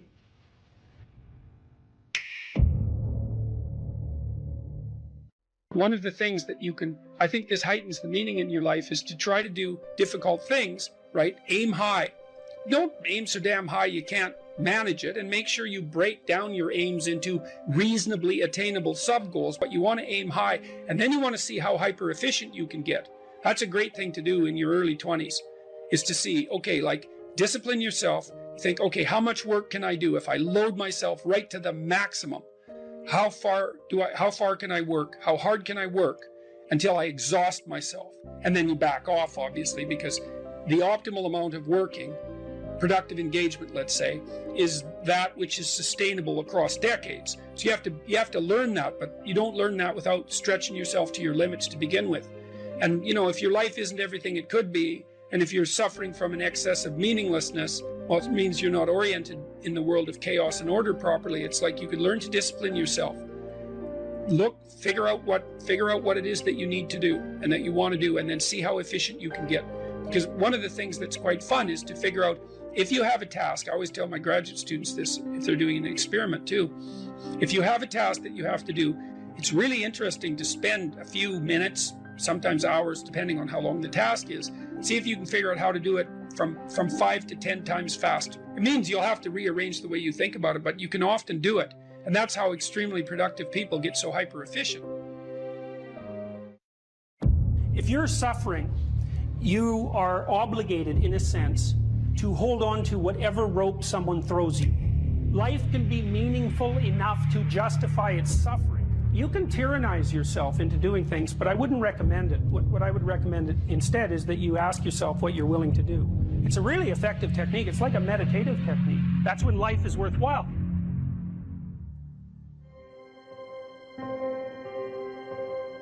I don't know exactly what's going to help you, but don't arbitrarily throw out any possibilities because you might not have that luxury. Antidepressants help a lot of people, and there are technical reasons why that's the case. If you're offered a gift by your society and it works, try it. I don't care what your presuppositions are. The time you see people who are suffering with depression, for example, there's a multitude of reasons, but I'll take one common reason. You could think about it as associated with the story of Peter Pan. Peter Pan is someone who won't grow up, right? Now, the problem with Peter Pan is he gets to be king, but it's king of Neverland. Neverland doesn't exist. So being king of nothing isn't that helpful.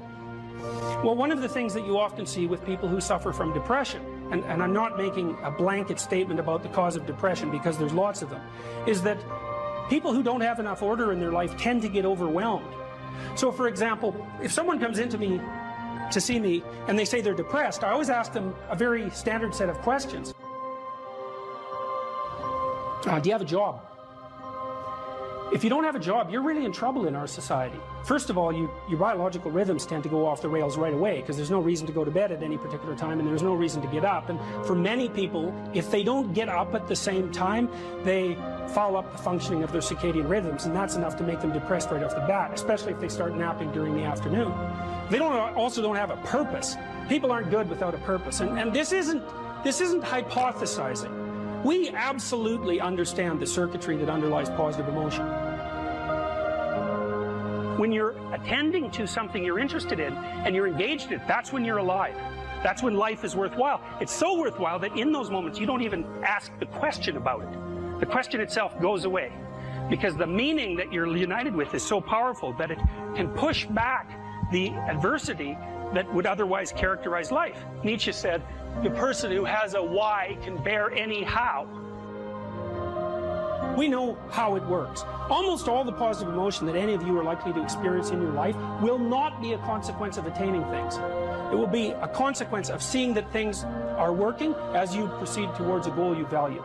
That's completely different. And you need to know this because people are often stunned, for example. They finish their PhD thesis and their presupposition is that they're going to be elated for a month. And often instead they're actually depressed. And they think, oh, what the hell, I've been working on this for 7 years and I handed it in and what do I do now? And that's what depresses them, right? It's the what do I do now? Well, they're fine if they enjoyed it, pursuing the thing. As long as it was working out, they get a lot of enthusiasm and excitement out of that because that's how our nervous systems work. Most of your positive emotion is goal pursuit emotion. If you take drugs like cocaine or amphetamine, the reason they're enjoyable is because they turn on the systems that help you pursue goals. That's why people like them. So if you don't have a job, you got no structure, that's not good. Plus, you tend not to have a point. So you're overwhelmed by chaotic lack of structure and you don't have any positive emotion.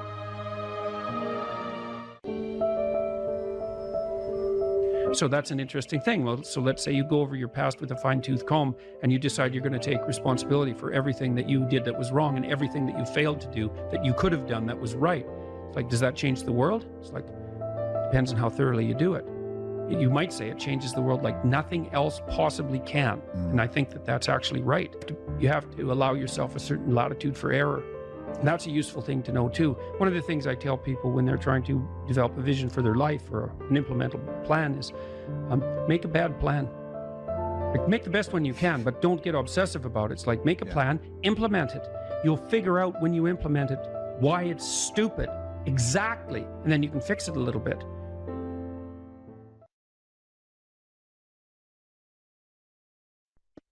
So now you're moving towards the promised land, let's say. So that's inspiring, and that produces positive emotion, because you experience positive emotion when you see yourself moving towards a valued goal. No valued goal, no positive emotion. That's how your systems are set up psychophysiologically. On the negative front, well, maybe anger and bitterness and fear stop you. Okay, so what do you do with them? Take good stock of your sinful nature, let's say. You know what temptations you're prone to and what knock you off the beaten track, and maybe you feel guilty about it. You know where your weaknesses are, and you probably have some idea of just what kind of hell you could inhabit if you let those weaknesses get the upper hand. So why don't you just write about that for 15 minutes? So let's say this isn't what you could have in 5 years. It's the pit you could dig for yourself if you decided to, just sit there or dig. Everyone has a sense of that, for some people. My temptation probably would have been alcohol. It calmed me in social situations. It made me feel a closer kinship to people, and it was a pretty good stimulant. And so it was a really good drug for me, and I enjoyed it quite a lot, too much. But I learned that I had better things to do. I wouldn't have stopped without better things to do. And what did you mean by better things to do? Well, I was writing my book, Maps of Meaning, when I was still carousing as a graduate student. I'd started to put my life together by that point quite a bit, but I was still a party animal and very social. And but I found that I couldn't think hungover. And not only that, I couldn't handle the emotional tension of what I was dealing with intellectually. It was too, because if you're hungover, your emotions are more sensitive, especially your anxiety. And the work I was doing was way too demanding emotionally because I was dealing with historical atrocity, and the motivations for that was just too damn dark, to be dealing with hungover. Plus, once I had written a fair bit and was editing, once you've edited your work to a substantial degree, you have to use finer and finer gradations of judgment to continue to improve it. And if you're fuzzy-minded at all, if you've impaired your judgment, when you edit, you can make it worse, not better. And then I also realized that the only times I really regretted my actions was when I was drinking. Because it disinhibits you, and that's fun. That can be really fun. But I'd wake up the next day and think, yeah, I was a little too provocative. I was a little too aggressive. I was a little too mean-spirited in my wit, a little too egotistical, or maybe more than a little on all of those fronts. A little careless in my choice of partner. A little uncontrolled in my social behavior in places I shouldn't have been, because, you know, I was starting to, well, I was a graduate student and a teacher by that point, and I was interacting with professors, say, in the social milieu. Responsibility grew. Yeah, well, it wasn't the time to be drunk. That just wasn't good. That worked in northern Alberta to some degree in some subcultures, but in those situations, it just made me look like a fool. Well, it made me into a fool, not just look like one. And then when you and I got married, I didn't, and we were going to have kids. I thought, well, I'm not drinking until I have kids. Yeah, I wanted children. Yeah, and you know, you want to grow up at that point. And besides, I was ready to dispense with all of that by then. In any case, so you can imagine the hell you could inhabit. And then the advantage to that is, see, people are often afraid of moving forward, and no wonder. But you should be way more afraid of not moving forward. And so if you get that hell behind you, it's like, well, do I want to go there? Well, I don't have the effort or the energy. I'm not even sure that it's the right thing. It's like, well, do I want to go back there? It's like, no, definitely not that. And if you don't feel that, if you don't feel that hell, then you're not nearly as motivated as you could be. Because if you have any sense of just exactly how bloody dismal and dark things could get, then, and that's right there for you. And that was one thing that... I thought it was helpful. I thought it was helpful when I did the future authoring to think about where I would go if I went to the wrong place. Why? Well, it's just good to know how you will fall apart.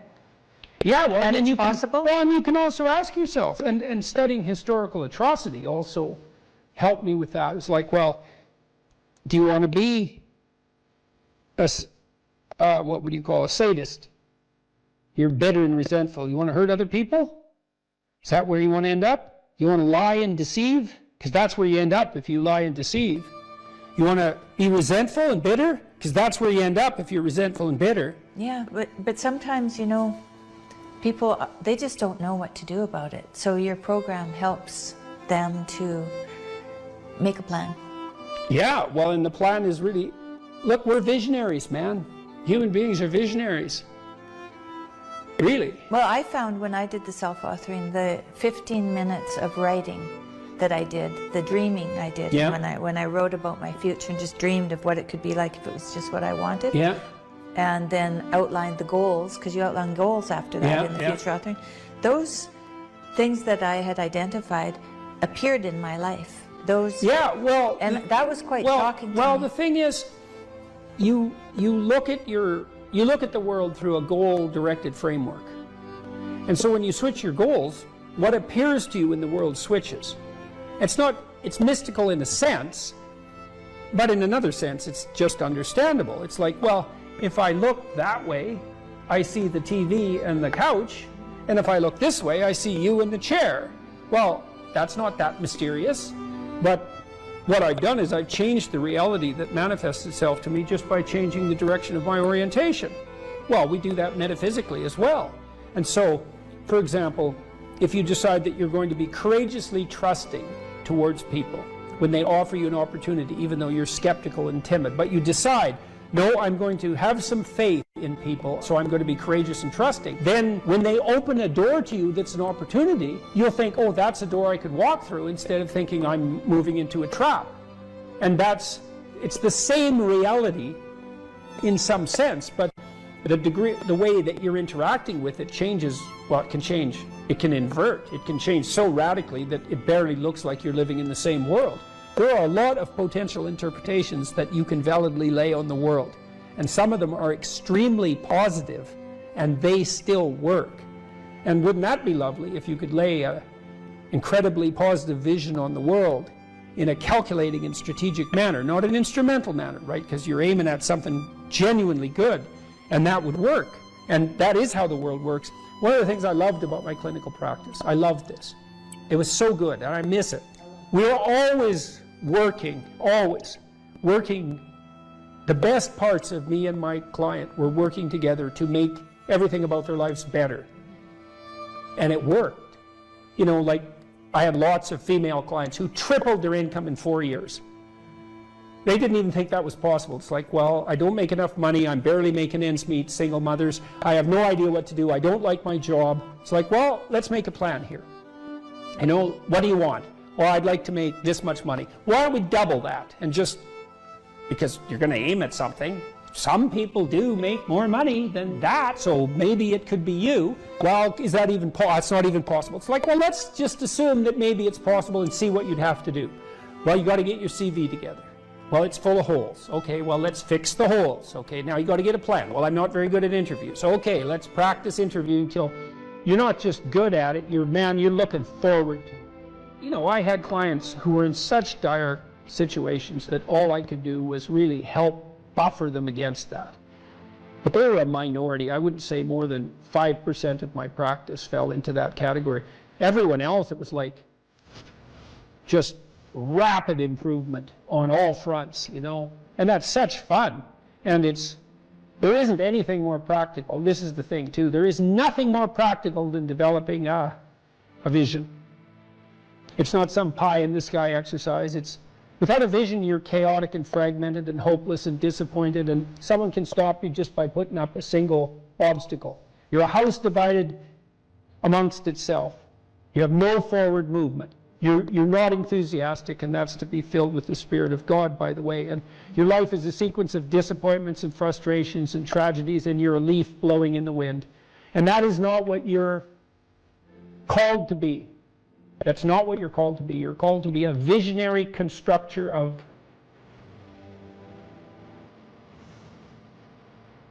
the paradise of vision. Mm-hmm. Really, that's who you are. Terrible as that is to apprehend. And so, Well, what do we have to lose? we already will lose everything we have to lose. Yeah. Right? We're all in this game, man. So there's, whether you want it to be this way or not, you are betting everything on your life.